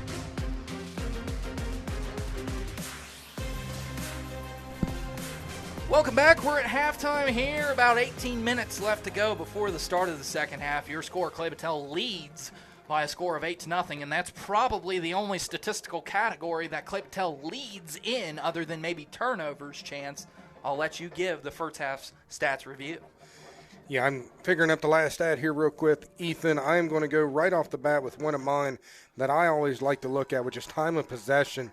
And right now the CB's at 8.5 minutes and Oak Glen at 15.5. That is almost twice the amount of time. That's almost 2-1. And you lead 8-0 on the scoreboard, which is the most important stat. But the CB's, let's take a look at them first. You've got Corey Cohen, 2 of 8 for 110 yards. He also has 4 carries for 14 yards. As far as your main rusher, you've got Caleb Hall, 7 for 35. But we did notice in that second quarter, things started to click a little bit better for Caleb Hall with Zach Gump back in there. You know, you'd like to see a little bit more consistency, but I'll put it out there right now. Corey Cohen's 2 of 8, but he's had 3 balls hit receivers in the hands. He could easily be 5 of 8 for 150, which would just be phenomenal. Going over to the Oak Glen side, you've got Murray, 8 carries for 76 yards, but he has 2 fumbles, one of those at the half-yard line. I believe the other one was inside the 30-yard line. Then you have a fumble. You can blame it on Bowen or Murray down here if you wanted to. Everett, 9 carries for 58 yards. Bowen, 3 of 7 for 27 yards. He has 4 carries for 20. Total yards by both teams, so another one here to look at. Oak Glen with 216 total yards, Clay-Battelle at 165. And if you look at how much I feel this game's been dominated by Oak Glen, to only be 50 yards off on the stat sheet, especially when they have almost twice as much time of possession. If you're Clay-Battelle, you've been able to hit the big play. I know I talked in the pregame. I felt like this was going to be more about sustained drives that would come off. And the funny part is Oak Glen has done the sustained drive thing. They just can't finish them. They just can't finish it, where Clay-Battelle has hit 1 big play. Well, we'll say 2 into the half there. It was definitely a big play. But you've hit 2 big plays, but one of those you scored on. And you're up 8-0. It almost looks like the Santa Fe Clovis show again this week compared to like last week when he had the early catch early to put you up 8-0. You fiddled around to the fourth quarter. You found a way to find yourself down, and then you hit him for a 75-yard pass to win the game after Caleb Hall scored the 2-point conversion. I mean, you look at these stats, you know, Ponceroff 1 for 59, Clovis 1 for 51, but it's a TD. I mean, overall, I'll do this for you. Clay-Battelle punt, turnover on downs, Santa Fe's TD, punt, end of half. You go back over to Oak Glen, fumble, punt, interception. That's 3 turnovers, but I did not have that on Bowen earlier on. He does have 1 interception, which I'd forgot about. But 3 of 7 for 27 yards. You're only averaging 9 yards a pass. You've thrown a pick in that same process. You're throwing less than 50%. And unlike Corey Cohen, his ain't hitting his receivers in the hands. We're getting pressure on him, and his accuracy is getting off. If you're able to take the run game out of it, if you can't get Murray back into this game to be a big contributor, it's going to be a lot for Bowen to bring his team back into this game. These first half stats, though, are brought to you by First United Bank and Trust. All righty. Chance, we'll do a kind of a keys to the game in the second half, and I think we're not going to be able to properly do that because we don't know the injury status of the two tailbacks. So that's going to be interesting to see. But when we come back, we'll have our halftime scores update, and we'll take a look at some scores that are going on around the state. You are listening to Clay-Battelle CB's Football at the Half with your score, Clay-Battelle 8, Oak Glen nothing. We'll be right back. Gas stations are paying $11 an hour. That's not a career, it's a paycheck. But in the energy industry, your son or daughter could start at $25 an hour with full training and benefits. No college debt, real work, real skills, real money. This is about opportunity. The American dream is still alive, and it's waiting right here at home. DPS Land Services. Learn more at dpslandservices.com. While others search far and wide for solutions, you know where to turn. Patton Building Services. Since 1981, we've been more than a service provider. We're a legacy. From janitorial to general building maintenance, we believe clean environments build better business. We don't just maintain buildings, we maintain communities. Patton Building Services. Beyond cleaning, total building care. Find us online at pattonbuildingservices.com. Once upon a time, there were no portable toilets, and finding relief was an adventure. Then came crowded restrooms, unpleasant and inconvenient. Enter Saving Grace Septic and Rentals, providing clean, reliable portable toilets for every event, from football games to family gatherings, even work sites. And when septic systems need service, we're your first call. We're local, we care, and we're there when you need to go. For comfort and convenience, we're your saving grace. 304-282-7210. Z-Bart is your local expert for automotive appearance and protection. If you're concerned about rust and have a used vehicle, you need to know it's not too late. Z-Bart Rust Eliminator is a 3-step process. First, we pressure wash the underside of your vehicle and inspect. Next, we spray on the Rust Eliminator chemical. Then, we apply the patented Z-Bart undercoating. Add years of life to your vehicle. Learn more at zbart.com. Z-Bart of Morgantown, I-68 exit 7. Josh Heinerman here with Advanced HVAC and Plumbing. For over 25 years, we have been making Morgantown homes cozy and efficient. From emergency repairs to energy-efficient upgrades, your comfort is our top priority. A proud supporter of high school athletics, Advanced is the area's only factory-authorized Carrier dealer, but we can service any brand or model. Carrier. Turn to the experts and turn to Advanced.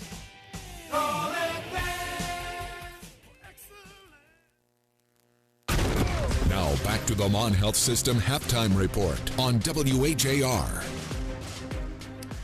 We are about 10 minutes away from the second half, getting started here on WHAR.com, where the CBs lead by a score of 8-0 over the Oak Glen Golden Bears. We heard the Oak Glen band come out there for a little bit. Now we've got the CBs band here, but halftime scores update that's going on around the state, sponsored by Saving Grace Septic and Rentals, providing clean, reliable, portable toilets for every event. And when your septic systems need service, we're your first call. We're local, we care, and we're there when you need to go. Call them at 304-282-7210. First, the scores in Quad A. First quarter, Huntington and Cabell Midland still tied at 0. Princeton up on Hurricane 13-0. Morgantown up on University 7-0 in the second quarter. Jefferson defeated a Virginia school. I'm not even going to try to pronounce that. 24-22. Spring Mills up on Parkersburg South 6-0 in the second quarter. AAA side Winfield up on Riverside 7-0 in the first quarter. Beckley up Woodrow. on Oak Hill. I believe that says Woodrow Wilson. It is Beckley up on Oak Hill 7-0. Musselman up on Washington 21-0 in the second quarter. Hedgesville tied at 0-0 with Dominion, Virginia. Buchanan Upshur up on Preston 17-7. I can update you. Huntington has scored. They are now up 7-0 on Cabell Midland. Thank you very much. Bridgeport up on Fairmont Senior 41-21 in the second quarter. Chapmanville up on Mingo Central in AA 29-0. Update on that one, Ethan. 43-0. Wow. Also, scoreboard update on Musselman, it's 30-0. Chapmanville up on Mingo Central, 29-0. Capital and Nitro tied at 7 in the first quarter. That's an interesting one. I did not have that. I wanted to put that on our thing, but if you look at the records, one's 4-4, one's 7-1, you would say, it's everybody's probably going to go Nitro. But it's tied at 7. Spring Valley up on South Charleston, 14-0 in the first quarter. Herbert Hoover up on Quad A side, Parkersburg, 14-7 in the second quarter. Logan up on St. Albans, 7-0 in the first quarter. Kaiser up on Mount Ridge, Maryland, 21-13 in the third quarter. John Marshall up on Point Pleasant, 20-7 in the second quarter. Pikeview up on Roanoke Catholic, Virginia, 30-6. Interesting. A Catholic school playing a AAA school. Huh. It's like that's how it should be. Anyways. Not for shouting. Finally, reality has set in. Bluefield up on Riverview in the first quarter, 13-0. Nicholas County and Independence tied at 0. Philip Barber up on East Fairmont. Okay, sorry. I'm being told I need to refresh the scoreboard. I'm trying here, Jonathan. I'm trying.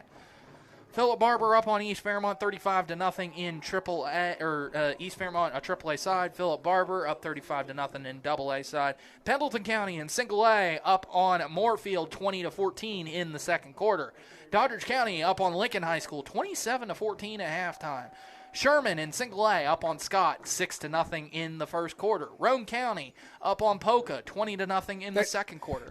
Update on the Sherman-Scott game. Mm-hmm. Scott is up to 8 holding penalties. I just wanted to update that. There's 8 holding penalties. Do you on know Scott. that for a fact? I do not know that for a fact, but it does seem quite ironic, does it not? Yeah.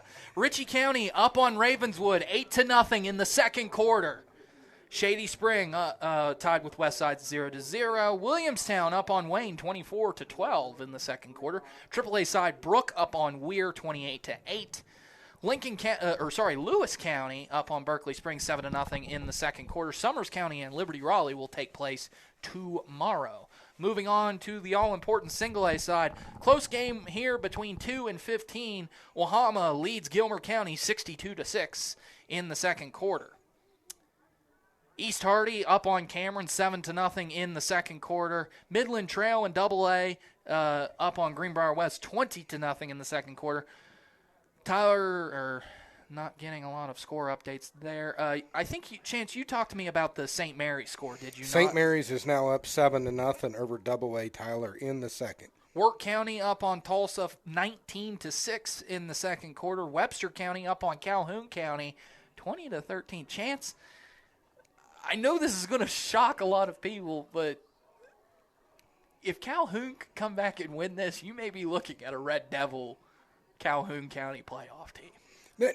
I'd be happy for that community. Yeah. I really would, because they follow their team pretty good for as bad as it's been, for as long as it's been. That would be I'd hate for them to have to play Wheeling Central Catholic in that first round. Yes. But at the same time, I'd be happy that the community at least knows, got that feeling to know that a team made the playoffs. Pocahontas County up on Tigers Valley 14-8 in the second quarter.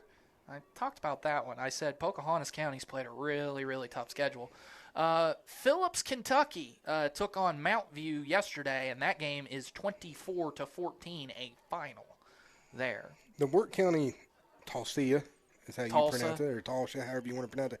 That is a big game to watch as far as the Clay-Battelle bonus points like or a playoff seedings round. You'd almost like to see Tulsa, if you're able to win this, see Tulsa win that, because it would put Wirt out of the bracket, I believe, with you, to where you would not have to play them in the first round. Not to mention the fact that you'd probably put them in very big upset territory for a first-round playoff game if Wirt County were to take on, say, I don't know, Meadowbridge. Or, a matter of fact, if you put them into those late teens and they're one of the last teams in, you'd really like them up against Wheeling Central Catholic, I feel like.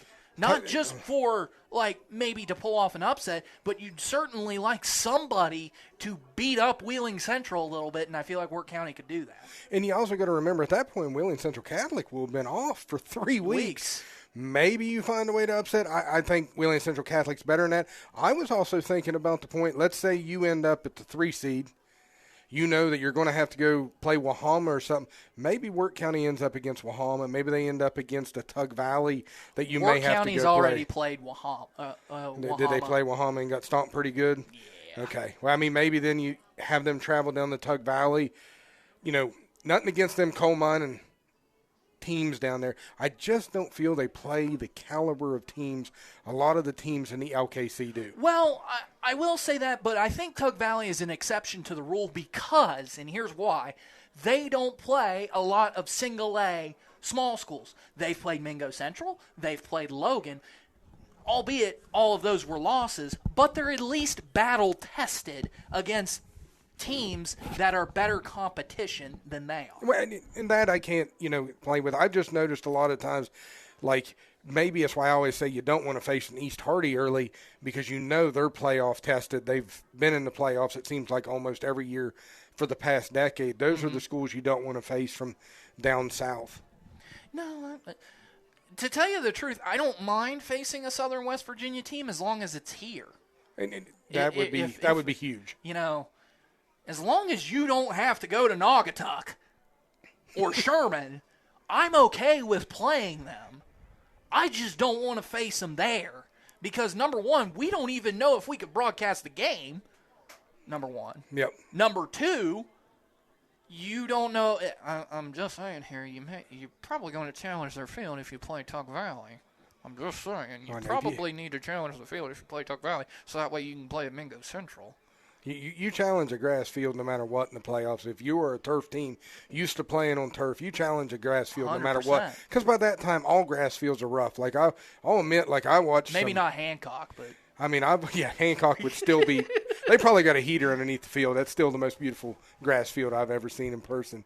I mean, but it's one of those you want to challenge the field, try to get it moved to turf. I can remember watching some of the semifinal games last year, and I was asking myself how they played on the field that they were on. Like it was snowing and muddy, and the field looked horrible. Like it surprised me that the WVSSAC approved some of the fields last year for the playoffs that they did. All right, we'll take a break as the clock resets to 3 minutes and counting. And we'll come back in 2 minutes to have the second half action here on WAJR.com. Your child doesn't have to leave home or go to college to build a future. The energy industry is hiring, starting at $25 an hour with benefits and certifications. And the more they learn, the more they earn. It's hard work, but it's worth it. It's not a short-term job. It's a career. And the energy industry is hiring. DPS Land Services. Learn more at dpslandservices.com. Z-Bart is your local expert for automotive appearance and protection products and services. And now, Z-Bart can apply the ceramic Z-Gloss paint coating to your vehicle for a shine that never goes away.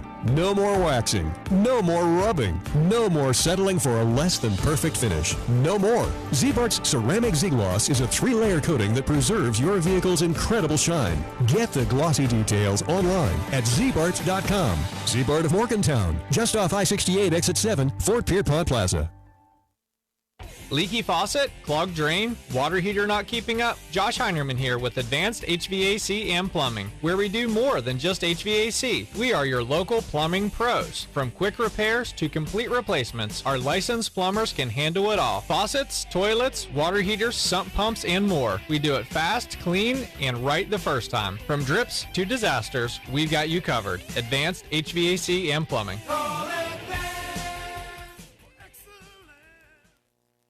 Every community grows stronger when neighbors help neighbors. That's what First Exchange Bank is all about, supporting local families, small businesses, and the dreams that help keep our towns moving forward. We're your local community bank, rooted here, growing here, and proud to serve here. First Exchange Bank. Online at firstexchangebank.com. Member FDIC, Equal Housing Lender, NMLS 579178. Now back to the Mon Health System halftime report on WAJR. We're about 30 seconds away from kicking this one off here. Chance, you talked to me You said we might need 2 more scores to win this one, but I think it starts with a crucial defensive stand here to come out in the second half. I agree. It'll be interesting to see if it's Murray at tailback or 33. We've seen both of them. They come out still in uniform. Looks like they're both going to be available in this second half. And Murray has made them a dynamic offense. 33 has made them a good one. The tee is set up the right way this time, Chance. Just feel like that should be mentioned. Ponts are off, boots it away. It's a booming kick, and it goes into the end zone for a touchback. You will take that any day of the week right there. The second touchback of the Clay-Battelle season. All right, so you're up 8-0. You have the ball at their own 20-yard line, first down and 10 for the Oak Glen Golden Bears.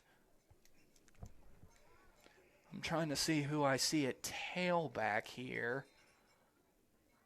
Looks like it's Murray. And, that changes their offense drastically. Yep, it's Murray. They're not handing this game. They're playing for playoff position themselves, so they have everything in the world to play for. Tight, strong side to the right. They're working from our left to right. They send the receiver in motion. They fake the handoff here. Completely fakes out Cooper Payton, and their wide receivers into open space. Chance, you talked about they got a good athlete when he gets into straight line speed, Cameron Cater, but he's just not that much agility, but he still gets a big gain there. He's got 20 yards on that play as it's down to the 40, the first play for the second half. You're probably going to see a heavy dose of Maddox Bowen passing. Yeah, I think that right there almost doubled their passing yards in the first half. It'll be interesting to see if Murray is a decoy as we go along further in this second half. They motion the receiver from left to right. Murray gets the handoff. He is not a decoy. He is a superstar in open space, and he's knocked out of bounds into opponent territory, and you're in the red zone, Chance. They completely take you apart. He is so good, and here it comes. This is exactly what I was talking about. Murray comes out. Everett comes in. Everett has not fumbled the ball. Use him up to the 20s, as you said. Yeah. It's actually at the 21, but still. That put Murray over the century mark to 115 yards. I've never seen a guy who looks so injured look so good. Offset eye to the right. They fake the handoff to Everett. Nope. Handoff to Everett. He goes nowhere.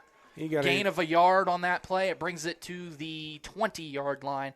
It'll be second down and 9. Chance, I hate to say it, but you attack whichever you keep continuing to strip the ball out. Murray comes out. Yep. Or Murray's coming in. Yep, he's bringing the play in. 33's coming out. It changes the dynamic of this offense so much. But I do think right here, if I'm the CBs, if I'm the defensive coach, I'm going to watch a pass. I think right here, this is a pass play. I think Murray's more of your decoy. They don't want him taking the big hit. All right. 10:35 left to go here in the third quarter. They motion the receiver from left to right. Toss play here to Murray. Murray cuts to the middle of the field. He's got a lot of turf ahead of him. It's a foot race to the end zone. Can he get to the pylon? He's in. Touchdown, Oak Glen.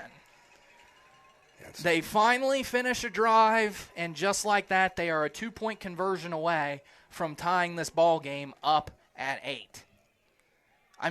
Chance, it was there all half. You either ended in a turnover, and you had one drive that ended in a punt. Yep. It was going to hit you eventually. You talked about needing 2 scores to get this game. Well, you're going to at least need one more, or you can stop them on the 2-point conversion. So you hold them here, you at least hold a lead. Everett in at tailback here. Strong offset eye to the right. They send the receiver in motion from left to right. They fake the handoff. It's going to be a play-action pass. Looks like Bowen's going to take it himself. He's in. 2-point conversion good, and we're in a tie ball game. Interesting development here. Zach Gump was in on defense, and I think that's probably a good thing to do. So 10:22 left to go here in the third quarter, and it's tied at 8. We'll take a quick break and come back. You are listening to Clay-Battelle CB's Football here on WAJR.com. Z-Bart is your local expert for automotive appearance and protection. Let's talk about rust. Rust is slowly eating away at the metal in your car. Z-Bart's rust protection stops the rust that began the minute you drove your vehicle home. And even if your car isn't new, Z-Bart's Rust Eliminator halts existing rust in its tracks. Protect one of life's largest investments. Go to zbart.com. Z-Bart of Morgantown, I-68 exit 7. Rust never stops until you hire Z-Bart. This is Clay-Battelle High CB's football on WAJR. Watch for the onside, says Chance. Everybody's lined up at the 50-yard line. They did start out with an onside kick against Howard Consolidated and were able to get it. So it'll be interesting to see how they do it. The wide receiver to kick this one off is Howie Hartung. 10:22 left to go here in the third quarter. We're tied at 8. And number 7 ran in and whispered something in his ear from the sideline. They squib it, and it goes out of bounds. Okay, you'll take that. Out of bounds at the 36. So that's where you'll take over at the 35 or 36, wherever you want to spot it. Clay-Battelle has their first drive of the second half. Chance, I told you during the break, you don't need to necessarily get points, but you cannot go 3 and out here if you're Clay-Battelle. Yeah, I believe it's crucial. The big thing to come into effect, we talked about that time of possession being almost 2-1. You just don't want that in the second half. That's where your defense is going to wear out. I'm hoping that is not what I was seeing on the first drive of the second half. I would hope we'd have a little bit more energy left in the pocket. I think Murray made plays. Mm-hmm. Got into the open field, and he did indeed make plays. They're actually going to spot this one at the 41-yard line, Chance. Must be a 5-yard penalty from the spot it went out of bounds, maybe? It's possible. Either way, you'll take it. I agree. You're on the right side hash this time. 10:22 left to go in the third quarter. Tied at 8. Twins receivers to the right. It's Clovis and Ponceroff. Cohen, the quarterback. Hall to his right. Tight end on each side. They hand it off to Hall. Hall bounces to the outside, gets away from the ever more crucial number 54. He still is able to wrap him up from behind, and it's a gain of 5, second down and 5, across to about the 45.5-yard line. You'll take that at this point in time. Mm-hmm. I think sooner or later, Hall may see that if he pops it outside, there may be more room there. It'll be interesting to see if he's seeing the same thing I am and ends up taking one. He's lined up as a wide receiver, Chance. They're going to go quads over to the right side, an empty backfield with Corey Cohen. Clovis is the main receiver wide to the left. They're trying to get it one-on-one. Cohen throws it to Cooper Payton. A great job of knowing that it was open and he was an eligible receiver. It ends up being a gain of 1, Chance, so it'll be 3rd down and 4 there. Clovis was lined up as the lone receiver to the left. You had quads receivers to the right. You could tell that he was looking to his right and then bouncing over to his left, but the pressure came. You just weren't able to give Corey Cohen enough time. 9 minutes and 5 seconds here. Crucial 3rd down. I said you can't go 3 and out. You're facing a 3rd down on your first possession. It's flipped this time. Quads receivers to the left, the lone receiver to the right. Cohen takes the snap, drops back to his right, looks towards the middle of the field. Can he get Clovis? He does. Oh, he dropped it. He dropped it, and he's holding his knee. He is holding his knee, Chance. He is, but that was interference at the same time. That is not good. Actually, he might be holding his ankle. This is not good here if you're the CBs. He looks to be holding that injured ankle. I think it's the same ankle he had injured earlier in the year. 8:49 left to go here in this third quarter. We'll take a break. You are listening to Clay-Battelle CB's football, tied at 8 here on WAJR.com. Z-Bart is your local expert for automotive appearance and protection products and services. And now, Z-Bart can apply the ceramic Z-Gloss paint coating to your vehicle for a shine that never goes away. No more waxing. No more rubbing. No more settling for a less than perfect finish. No more. Z-Bart's Ceramic Z-Gloss is a 3-layer coating that preserves your vehicle's incredible shine. Get the glossy details online at zbart.com. Z-Bart of Morgantown, just off I-68 exit 7, Fort Pierpont Plaza. Leaky faucet? Clogged drain? Water heater not keeping up? Josh Heinerman here with Advanced HVAC and Plumbing, where we do more than just HVAC. We are your local plumbing pros. From quick repairs to complete replacements, our licensed plumbers can handle it all. Faucets, toilets, water heaters, sump pumps, and more. We do it fast, clean, and right the first time. From drips to disasters, we've got you covered. Advanced HVAC and Plumbing. Every community grows stronger when neighbors help neighbors. That's what First Exchange Bank is all about, supporting local families, small businesses, and the dreams that help keep our towns moving forward. We're your local community bank, rooted here, growing here, and proud to serve here. First Exchange Bank. Online at firstexchangebank.com. Member FDIC, Equal Housing Lender, NMLS 579178. This is Clay-Battelle High CB's football on WAJR. Santa Fe, Cody Clovis limping off the field, being helped off by his head coach. Chance, I do think it is that ankle that got re-injured again. You thought it was pass interference. I thought it was kind of bang-bang, but at the same time, no. I think you got to let him. I think you got to let it play out here. I do think he holds on to that ball if he doesn't get his ankle landed on. Because it looked like the pain started when somebody landed on his ankle. Yeah, and the interference I was talking about, that we was talking about earlier too, I feel he grabbed him while the ball was still in the air. Like it was before the bang-bang that you're talking about. He got a, if nothing else, it's a defensive holding. If it's not interference, you've got holding. But once the ball's in the air, that's when it becomes interference. I feel that was there. It didn't go your way. You turn around here, you punt, and you got to play some defense. All right, 4th down and about 5 here for Clay-Battelle at their own 45.5-yard line. They will line up to punt. You got to go hard count here also. I mean, I got to imagine you got to push it to at least try and get them to go offsides. Tight punt here. Snap is good. And Cooper Statler's going to throw it, Chance. He's got Trey Huggins across the 45. Hey, Cooper Statler is your other 8-man flag football quarterback, right? He is. He's your best pitcher, right?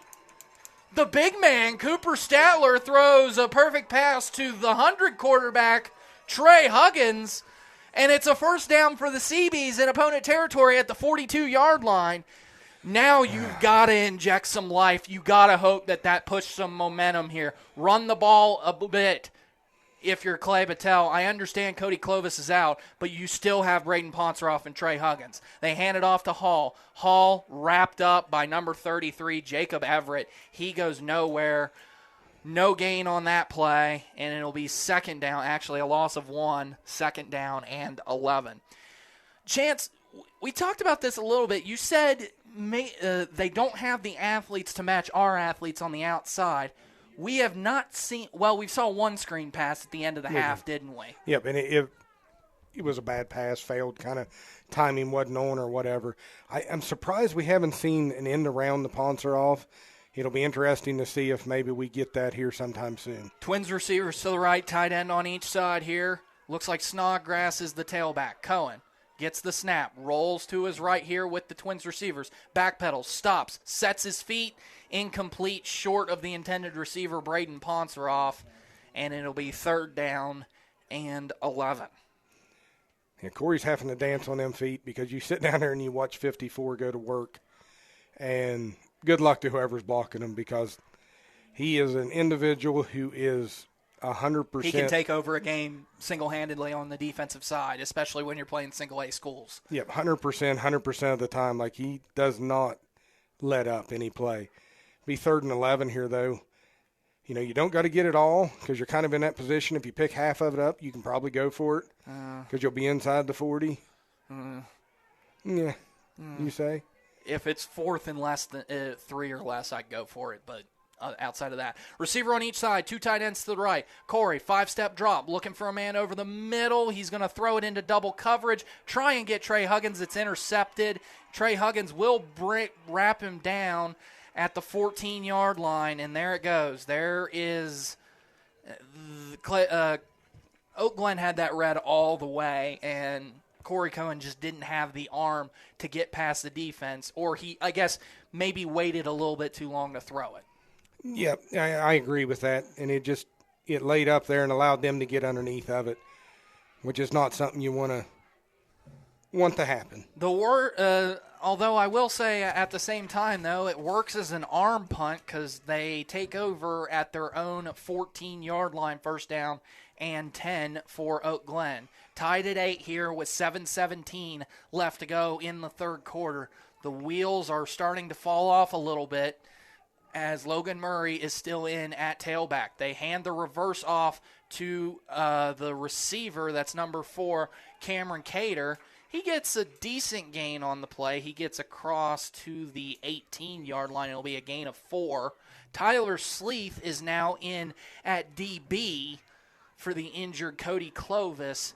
And DC Price is out there, too, at the linebacker position. He's came back in. Mm-hmm. I wonder if you've switched. It looks like maybe Cooper Statler's on the D-line. He is on the D-line. You've switched to a 4-man front here with Statler on the D-line. Cooper Payton and Tyson Price are your inside linebackers. They fake the reverse, and they hand it off to Murray. Murray, you at least got a little bit of contact on him there. Good wrap up at the legs by Caleb Snodgrass and a good tackle there from Cooper Payton. And Chance, he's a little bit slow to get up. If you can get contact to him, he will hurt. Yeah, and that's what you're going for right now. You just want him to have to earn it. You don't want him to go down the field. They got a long way to go. Yeah, you don't want him to go down the field on 20-yard plays. If they can do it 3 and 4 yards at a time without a mistake, that's a different story. You've got 3rd and 2, though, right here. I mean, you get a hold. They got a punt from this area, you would think. You just need to get a stop here. Strong side eye to the right. Motion the receiver from left to right. Toss play here to Murray. It's worked all night, and it's going to work again. He does get tripped up, though, by Tyson Price ahead of the sticks for a first down. It'll be tackled at the 31, 32-yard line. So, once again, though, I mean, that was a 7-yard gain. You're making him get it in small chunks. Here's the thing, though, Chance. We have not seen them fake the toss play here. So if it looks like he's backpedaling a little bit, you know what the play is. Now, I guess I'm setting myself up to be beat deep if they decide to fake the toss play, but we'll see what happens here. Strong side to the left this time in an offset I formation. They fake the handoff here. Pressure comes, thrown over the middle. It's caught. Trey Huggins going to wrap him up, and he's down across the 40 down to the 41. The intended receiver, on the catch was Howie Hartung, also the kicker for the Oak Glen Golden Bears. That's, I believe, is his first catch tonight, Chance. That's his second. He has 2 catches for 8 yards on that same exact play in the first half. Here's the interesting part, Chance. You've also put Tyler Sleeth, who's come in for the injured Cody Clovis, on their best receiver. Well, no, they're actually just going to keep it on a different side here because he's lined up against 43 this time. Strong side eye to the right this time. 2nd down and 2. They hand it off to, this looks like Everett. It is Everett. And they're attacking him, but he still moves forward.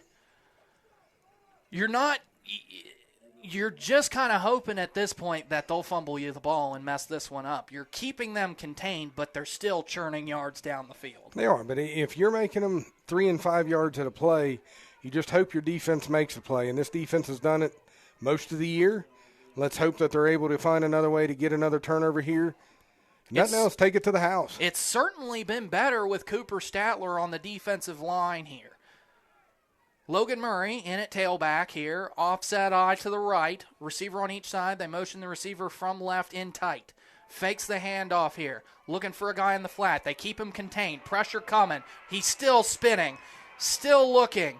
Throws it out of bounds. A throwaway. Chance, I mean, you consider that a win, right? It's a win, but it's a loss because it should have been a loss of 2nd and 45, and he just finds a way to not get tackled. And I don't know how. He's not that quick. He's not doing anything illegal either. No, he's just spinning around, and for some reason, you just can't get him to the ground. And he's just so calm, too. He's like, okay, I'll just throw it away. Yep, he just waited until he got outside the pocket and knew he needed to make it to the line of scrimmage. Offset eye to the left this time. Receivers in tight. They motion the receiver from right to left. Toss play here. He's got some space into the open field. Cuts back to the middle, and he's going to be wrapped up. Chance, that might be the first no gain or non-positive play that Logan Murray has done all night. Yep, and Other than maybe a fumble. Ponceroff is out there he is fighting like nobody else. He's got a guy on him, blocking him like crazy is what I will say, because I haven't seen a jersey pulled from him. I'm going to give credit to the blocker. This has been a very clean game by both sides. It has been, but that time Ponceroff was able to get off of his blocker enough that he made Murray turn it inside, and when he did, boom, there's the rest of your defense to help. Strong side eye to the right this time. 3rd down and 10. Big 3rd down here for the CB's defense if you can get them. Play action fake. Pressure comes from the opposite side. He's got Caleb Hall pressured, and it's almost picked off by Caleb Bragg.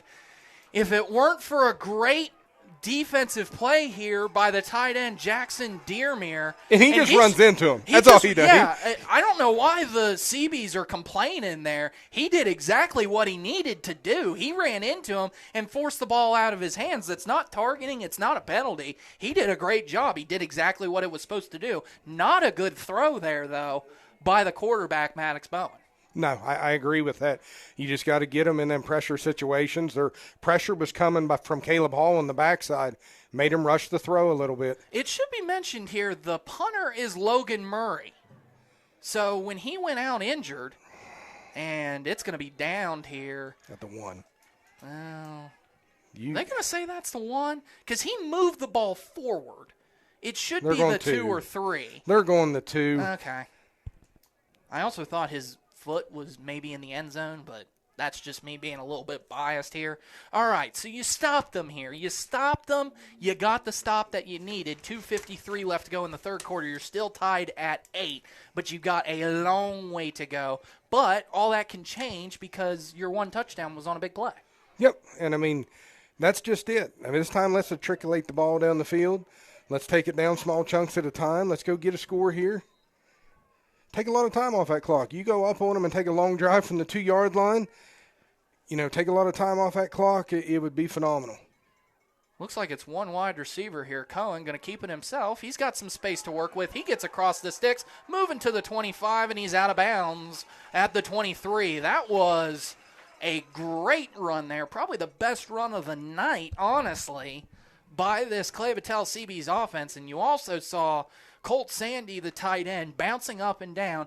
You got to get a little bit momentum. You did exactly what you need to do. This offensive line is wearing down on this. Chance, you also talked about this. I don't know if you said it on the pregame show.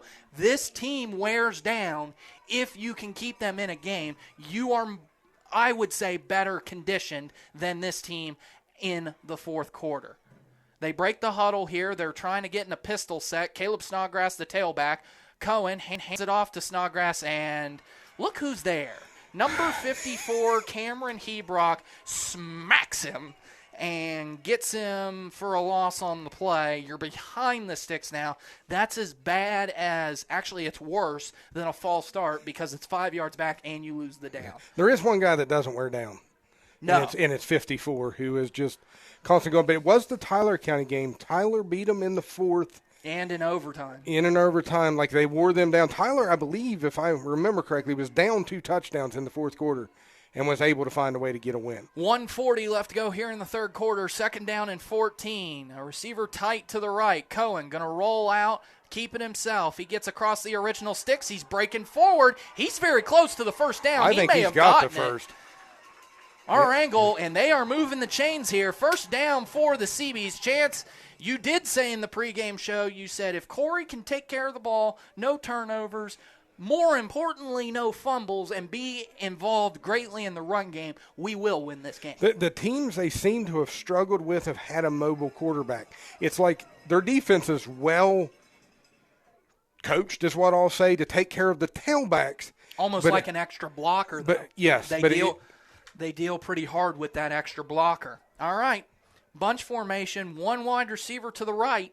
They're going to keep it to Cohen again. Cohen bounces to the middle of the field. He's pushing forward, and he just falls down. That's what you need. A gain of 5 on the play. He knew he was getting stood up there. He tried to move forward, and he said, I'm not going anywhere. I'm going to go down. Smart play there by Cohen. It was. You do got to snap it one more time here in the third quarter before it's over. But this is a good-looking drive so far. You just got to keep wearing on them, wearing and tearing on them. Put 10 guys in front of Corey Cohen and let him run the ball. Don't give 54 time to get in that backfield. Cohen, hard count. Waiting.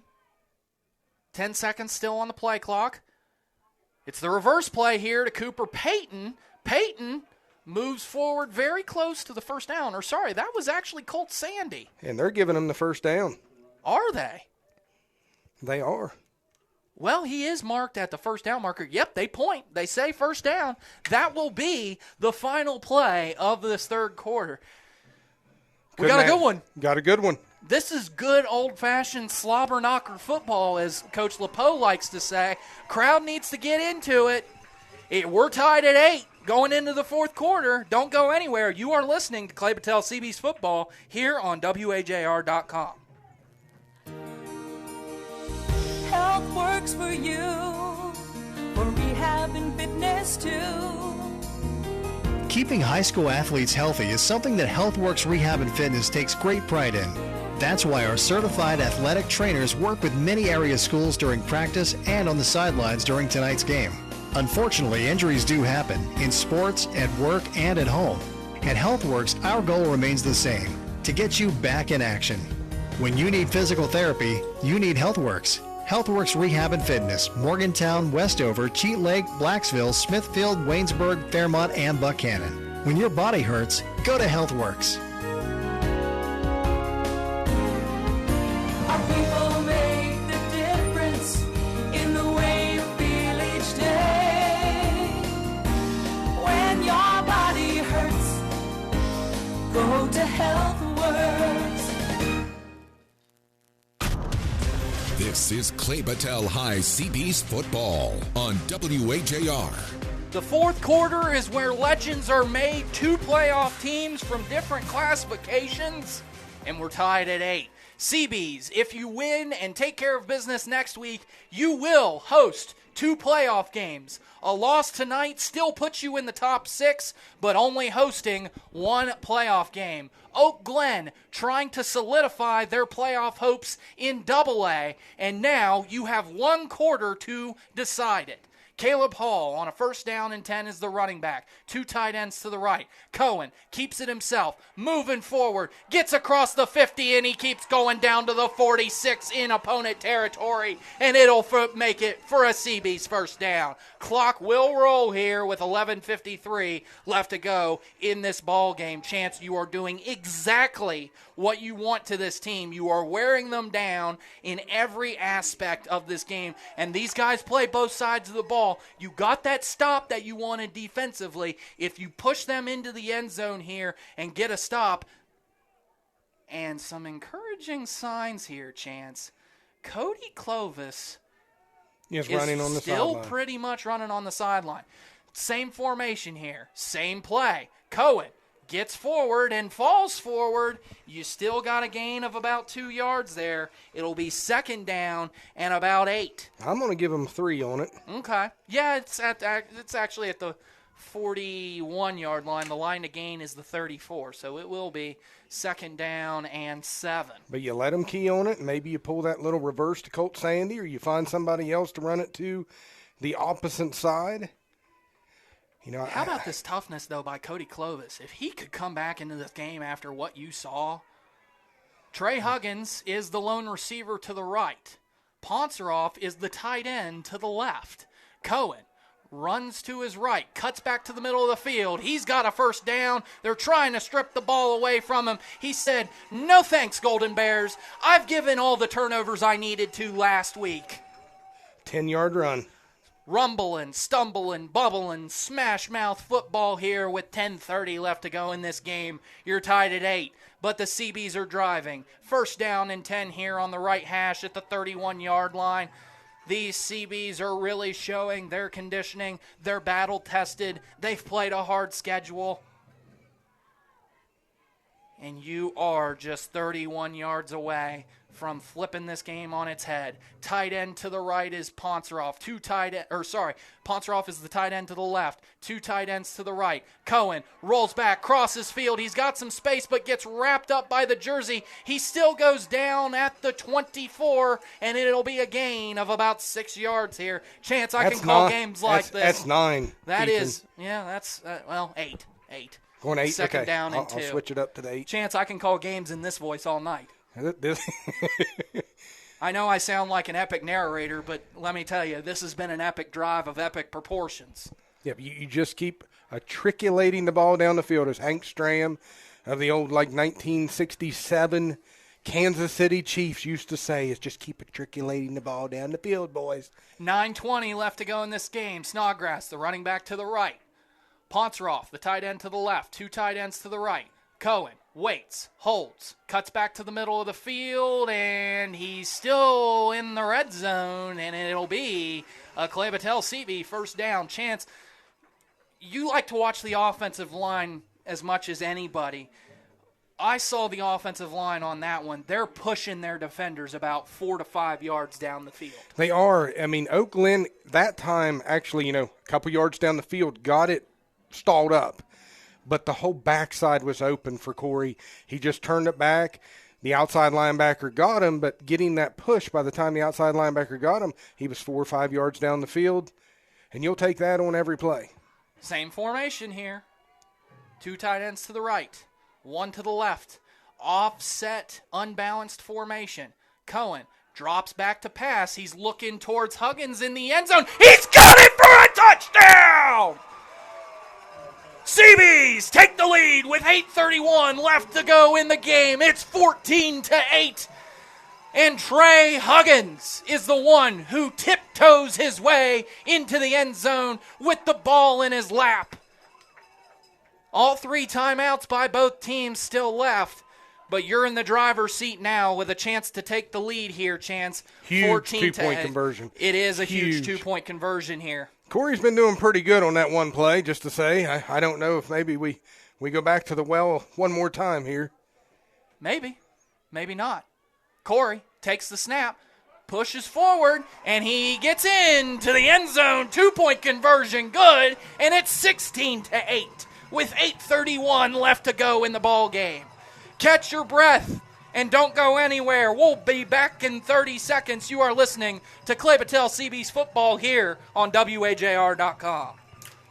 In a world where memories fade, preserving them shouldn't. I'm Rob Lang, 5th-generation owner of Lang Monument. My family has been helping Morgantown families honor their loved ones for over 150 years. Choose from granite, marble, or bronze with expert engraving and installation. A Lang member will guide you every step of the way. Celebrate a legacy that stands the test of time. Lang Monument on Don Knotts Boulevard across from the Wharf District and online at langmonument.com.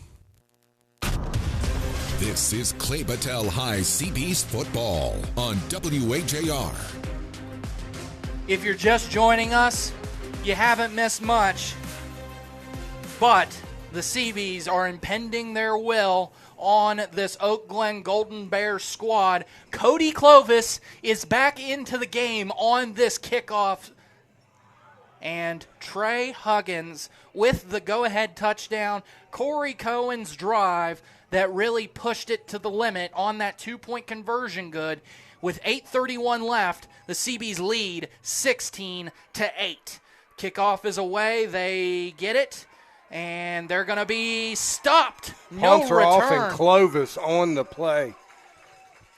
I don't know what they gave Cody Clovis, but he looks pretty good, doesn't he, Chance? There is several things in the medical field, as we know from some of our sponsors, that are able to help you out, get that ankle back feeling better. Definitely got it wrapped up nice. We was talking about it down here earlier. Wrapped up nice by the athletic director, and he is able to get back out there. So with 8:26 left to go in this game, the Oak Glen Golden Bears are going to have to march 78 yards down the field as they take the ball over at their own 22. Offset I to the left this time. They fake the reverse. They hand it off here to the running back Murray, but Murray has got a minimal gain. He's still got 3 yards, though, on that play, but you'll take that because you also will take the contact. Nope, I agree. You're making them earn it.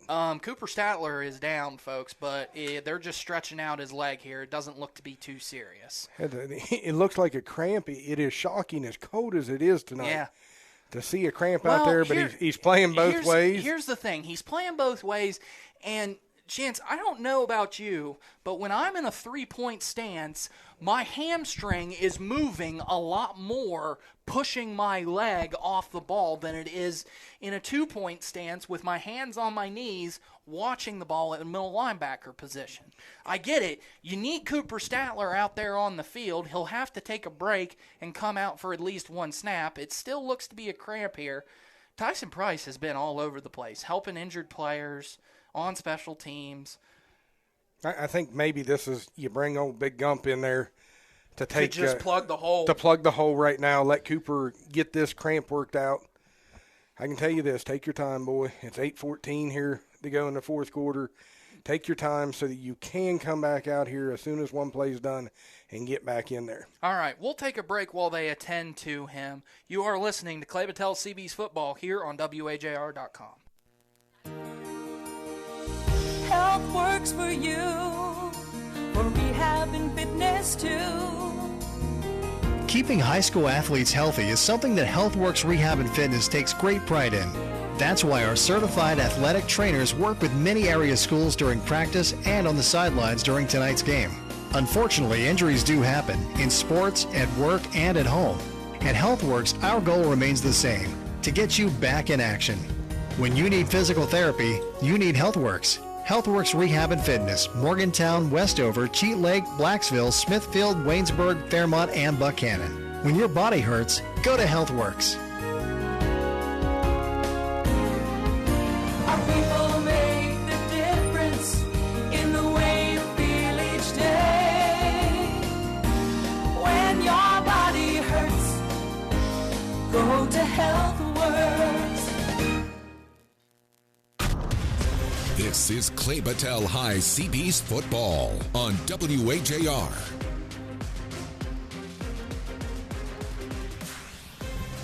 Well, here's the thing, Chance.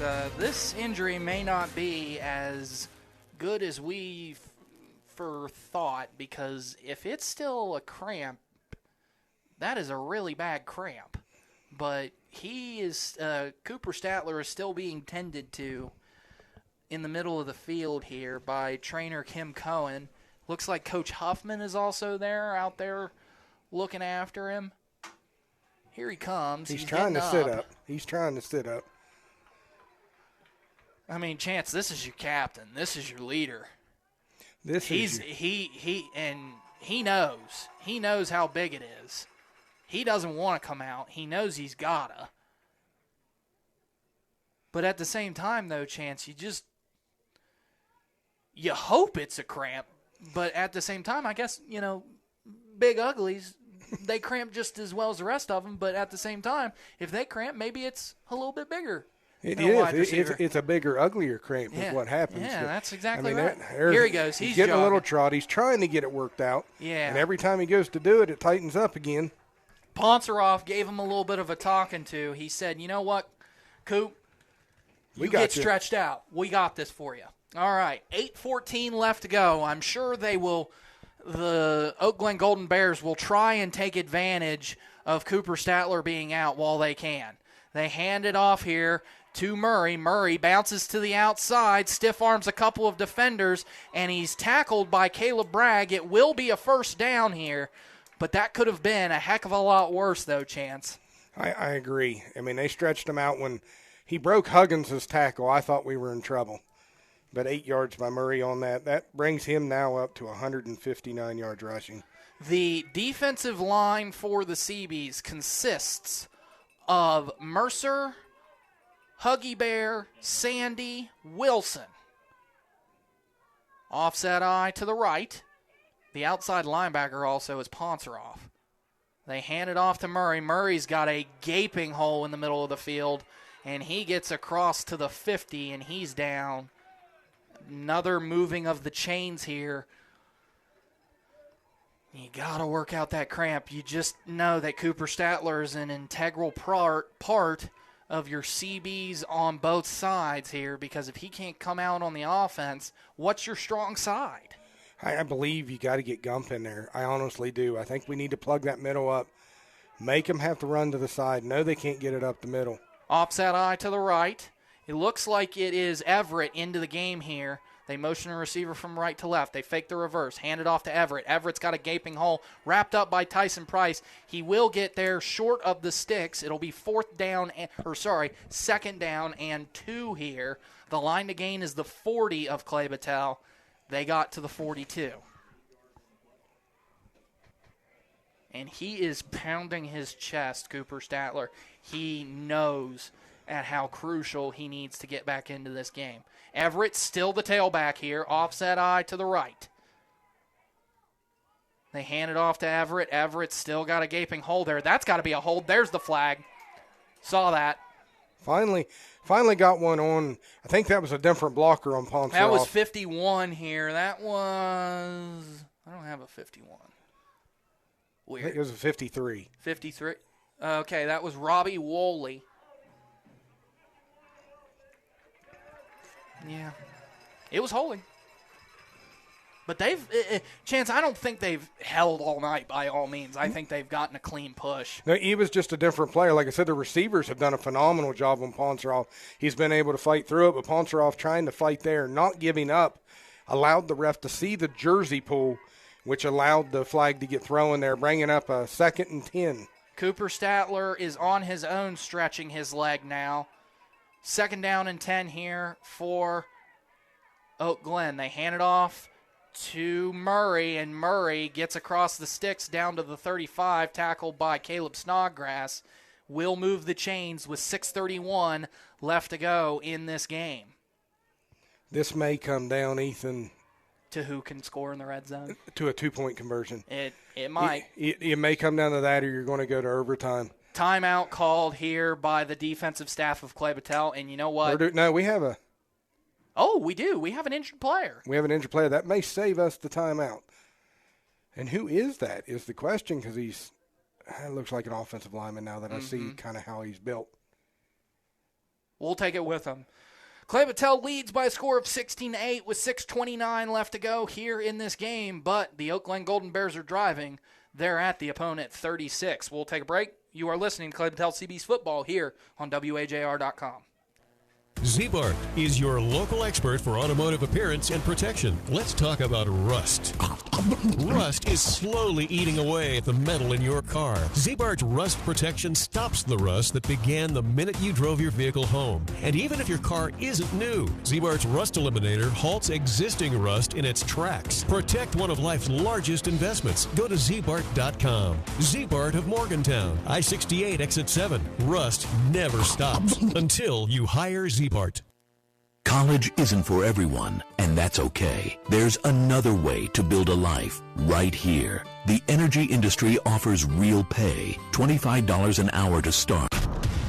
This is Clay-Battelle High CB's football on WAJR. Chance said it was an offensive lineman. It was not. It was actually Logan Murray, but he bounced up and ran to the sidelines. Nevertheless, Jacob Everett is in at tailback. Offset eye to the right here on 1st down and 10. Fumble! I think they got it. I think they got it back. Yep, they did. And here comes Murray back into the game because of that. It's all right, Chance. It's all right. You got 2nd down and 11 here. You still got 6 minutes and 15 seconds. I tend to agree, Chance. This is probably going to come down here to a 2-point conversion. And now Cooper Payton is down. All right. We'll take it with him. Clay-Battelle, nothing's changed except it's fumbled snap, 2nd down and 11 here. You are listening to Clay-Battelle CB's Football on WAJR.com. College isn't for everyone, and that's okay. There's another way to build a life right here. The energy industry offers real pay, $25 an hour to start. They'll get full training, certifications, and a path to grow. It's not a short-term job. It's a career. The dream doesn't live in a dorm. It lives in hard work. And the energy industry is hiring. DPS Land Services. Learn more at dpslandservices.com. Every community grows stronger when neighbors help neighbors. That's what First Exchange Bank is all about, supporting local families, small businesses, and the dreams that help keep our towns moving forward. We're your local community bank, rooted here, growing here, and proud to serve here. First Exchange Bank. Online at firstexchangebank.com. Member FDIC, Equal Housing Lender, NMLS 579178. Leaky faucet, clogged drain, water heater not keeping up? Josh Heinerman here with Advanced HVAC and Plumbing, where we do more than just HVAC. We are your local plumbing pros. From quick repairs to complete replacements, our licensed plumbers can handle it all. Faucets, toilets, water heaters, sump pumps, and more. We do it fast, clean, and right the first time. From drips to disasters, we've got you covered. Advanced HVAC and Plumbing.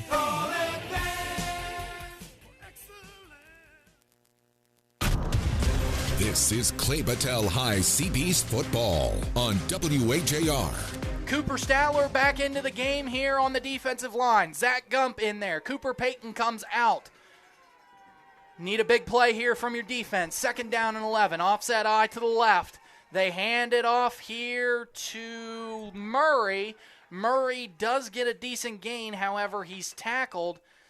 And Chance, every time that shoulder touches the turf, you hold your breath if you're an Oak Glen fan. It comes, the ball is being spotted at the 33.5-yard line. The line to gain is the 31. It's 3rd down. It's 3rd down. It's 3rd down 7. 3rd down and 7 here.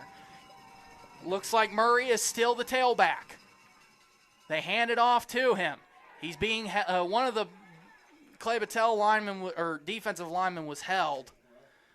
They stop him short of the sticks here, and it'll bring up 4th down and very short. 2, it looks like. Murray is coming up limping here.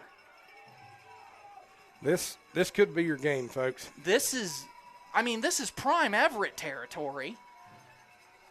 Murray's been getting limping. 7 yards a carry, though. Can you take the boy out? Like, he has been your workhorse tonight. They may go. May decoy him, too. They may QB sneak it. All right, 4th down and 2 here. 4:50 left to go in the game. This could be your ball game, folks. They motion the receiver. They hand it off to Murray. Murray bounces to the outside. I do think he got there. Let's see. It's going to depend on the spot. I think he has it.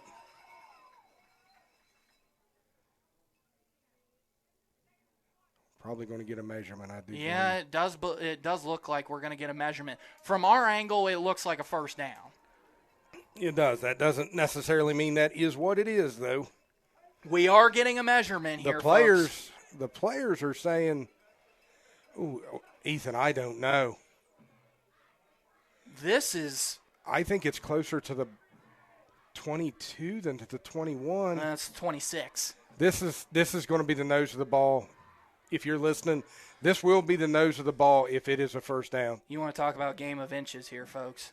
This is a game of inches. It's the chain gang has moved practically to the original 1st down or down marker. It's pulling, and they're going to set it, and it is short by 4 inches. 4 inches, Ethan. Oh, my goodness. A game of inches, and the CBs come up victorious. Chance, you say it's your ball game, but you still have work to do if you are Clay-Battelle, but you are in the driver's seat to seal it here. Take this momentum, run it down their throat, make them use their timeouts, and make them pass to end this game. It's 4:39 left to go in this fourth quarter. Seabees have the ball on a turnover on downs. You do. You've got work to do. There's no doubt about that. I just felt that was a crucial play in the game. They line up with the tight ends to the right. Cohen takes the snap, runs forward. He's stumbling. He's bumbling. He keeps falling down. There we go. When you know you're not getting the penetration, just fall down. Chance, that is 9. That's We're going to go 8, but I am going to tell you this. That is the century mark. Yeah. 101 yards of rushing by Corey Cohen. And I would say the majority of that was the second half. Like almost 80 yards of it has been in the second half. Matter of fact, in the first half, he had 14 yards. So he now has, what would that be? That'd be 87 yards in the second half unofficially. I would go hard count here and see if they jump. If they don't jump, take it down to 1 second on the play clock, call timeout. I just do a quarterback sneak right up the middle. Fair enough. 2nd down and 1 here. They go. Don't go a hard count here. Cohen bounces to the outside. He's going to be close. It's going to bring up a 3rd and 1, Ethan. This is... Clovis comes in. Cohen comes out. I will tell you this, that you kind of heard it. Once again, the windows are closed. We can hear the crowd. You can't. There was some screaming and yelling because a guy come in and did try giving a forearm to Corey's head. I don't think he made enough contact. I think in the end it was a good call by the ref. But if you did hear a little bit in the background commotion, that's kind of what it was. It is going to be 3rd and about a half a yard. 1.5 feet. Can you get a 1.5 feet to keep running this clock? I would say, Chance, if you move now this time, I think here, opposed by the ref, I think we're going to go to 1 second and call a timeout. And he calls the timeout. All right. Do you do your good old-fashioned QB sneak? I think in this one, yes, and you just let this is the tush-push play. This is where you do it. The only scary part is they do have, I can't remember his last name, probably can't pronounce, but 54. Hebrock up at middle is a rock. And that's the scary part about it. But at the same time, I feel that's what you got to go to because it's not a play you're going to lose yardage on. It's going to be more of a spot play by the umpire. If you don't get it, you're going to run it down to 2 minutes. You're going to have to make a decision. Do you want to punt it or do you want to possibly quarterback sneak it again and see if this time, see what you see off that first sneak? If you don't get it, Oak Glen's calling a timeout. You don't waste those seconds. I mean, you've got all 3 timeouts. You take one of them there. And I say you're probably right. They would. Actually, Oak Glen's going to take a timeout at the end of this play regardless. Unless it's an incomplete pass, which we don't see us passing on it, but that would be the only reason why is the clock's already stopped. All right, 4.5 a yard here. The line to gain is the 36.5. It's at the 36 on the near side hash of the right side. They get the play. Cohen is in at quarterback. It's tight to the right. 1 wide receiver to the right. Cohen barks, and we jumped. Cody Santa Fe Clovis with the move is going to now bring up 3rd and 6. I will be honest with you, the frustrating part of that was coming out of that timeout, Clovis looked like he had no idea what the play was. Yeah. They had to tell him to go to the huddle. He comes out of the huddle, and then he makes that. That's huge. So now it becomes 3rd down and 6. Once again, the line to gain is about the 36.5 here. The ball is at the 31. They break the huddle. Same formation, same play. Punts are off the tight end to the left. Cohen takes the snap, runs forward, push him, he's keeping pushing, and I don't know, Chance. He might have gotten that first down. He just said first down. This line judge said throw it on. Wow. What a run there by Corey Cohen. The bottom of the pile there is Cooper Statler. They've got to call a timeout, right? I don't know yet because it's first down. You may let this play go you may want to see what you got because you got 3 of them, so it allows you to do a second and third down timeout, giving your defense rest. It puts them in a predicament. I understand that, but I do like the saving of 1 timeout for you on offense. 2:20 left to go in this game here. First down and 10 for the CBs. If you can get a first down here, you're really in the driver's seat. If it takes you 2 downs to get the first down, you may have won the game. Mm-hmm. Snap is a little low, but Cohen takes it, and he is being fought for. You got to blow the whistle, please. Thank you. They're trying to strip the ball out. You have to blow the whistle. Yeah, he was stood up there. I agree with you, Ethan. But I will give you this. This is what I want to get, because last week's ref crew we won't discuss.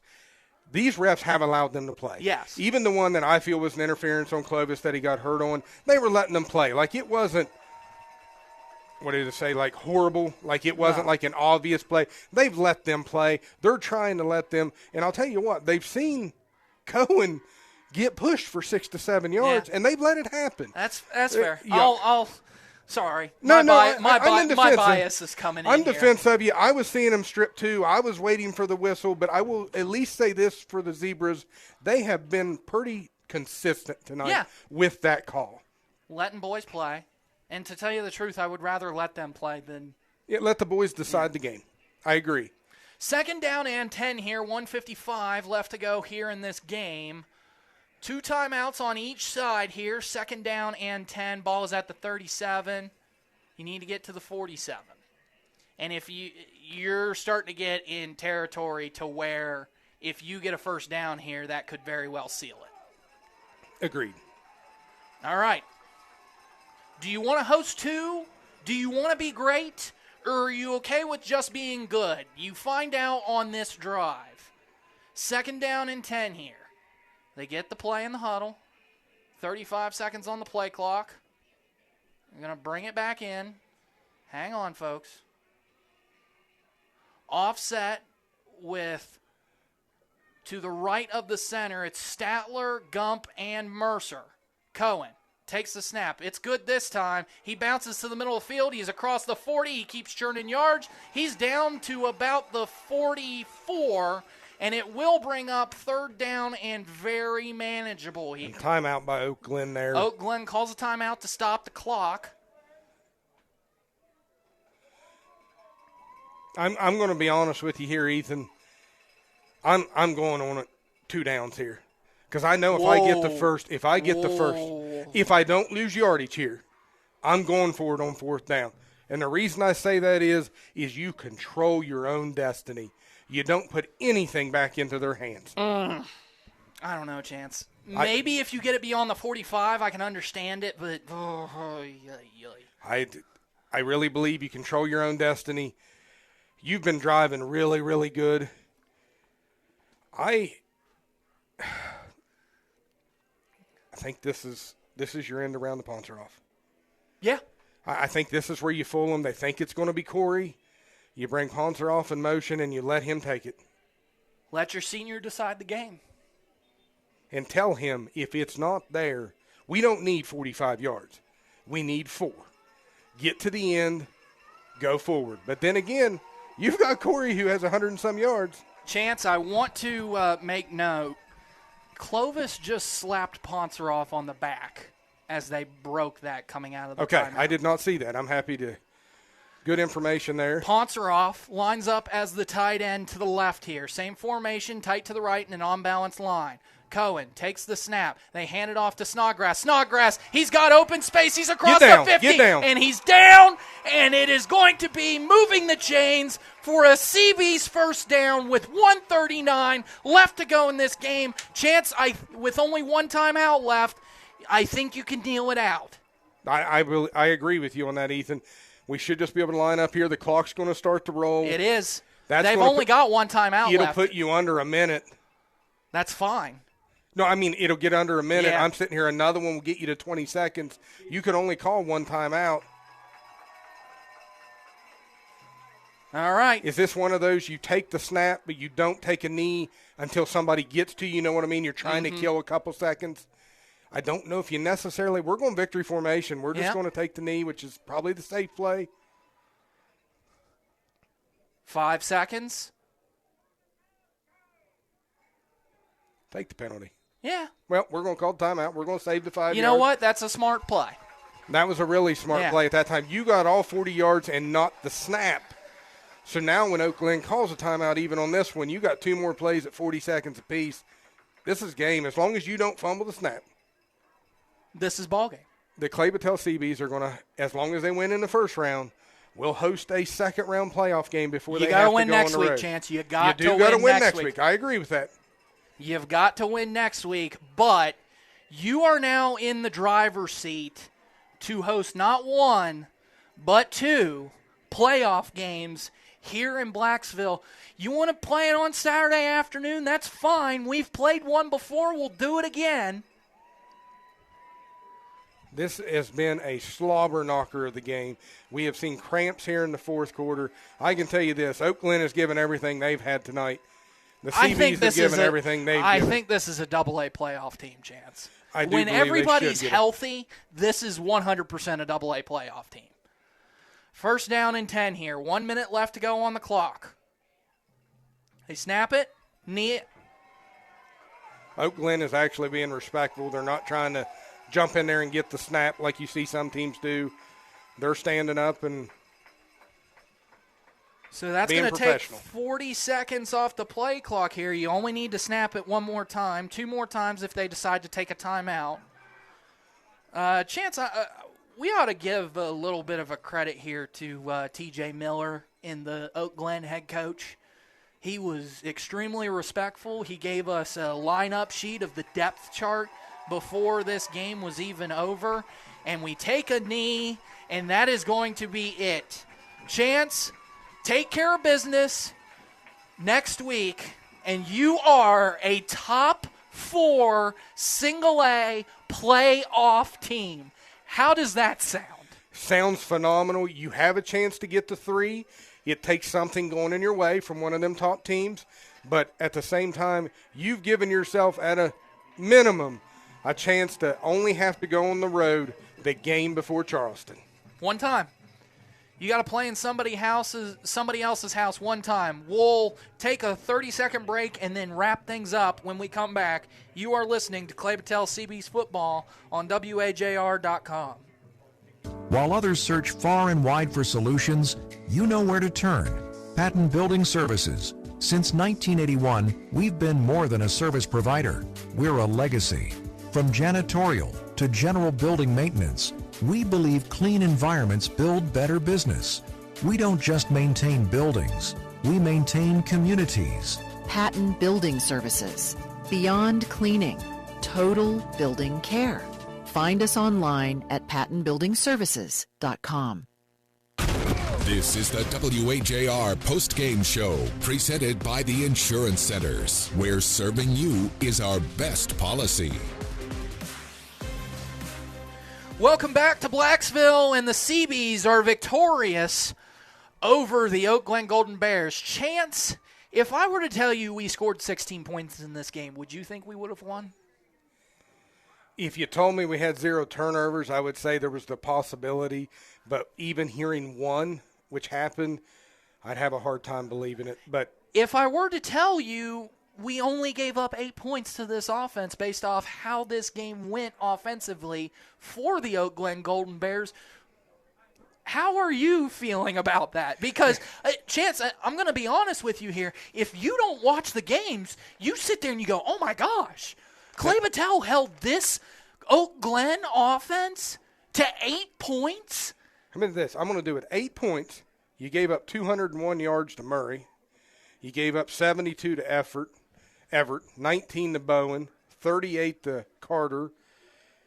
No. When you look at that, like, how would you ever expect to give up 200 yards rushing to one team and to one player on the team and hold them to 8 points? Like, there's easily 300 yards, 320 yards right here in rushing by them. And, But that's their game. They're a running team. Their freshman that Everett had 275 yards, I think, last week.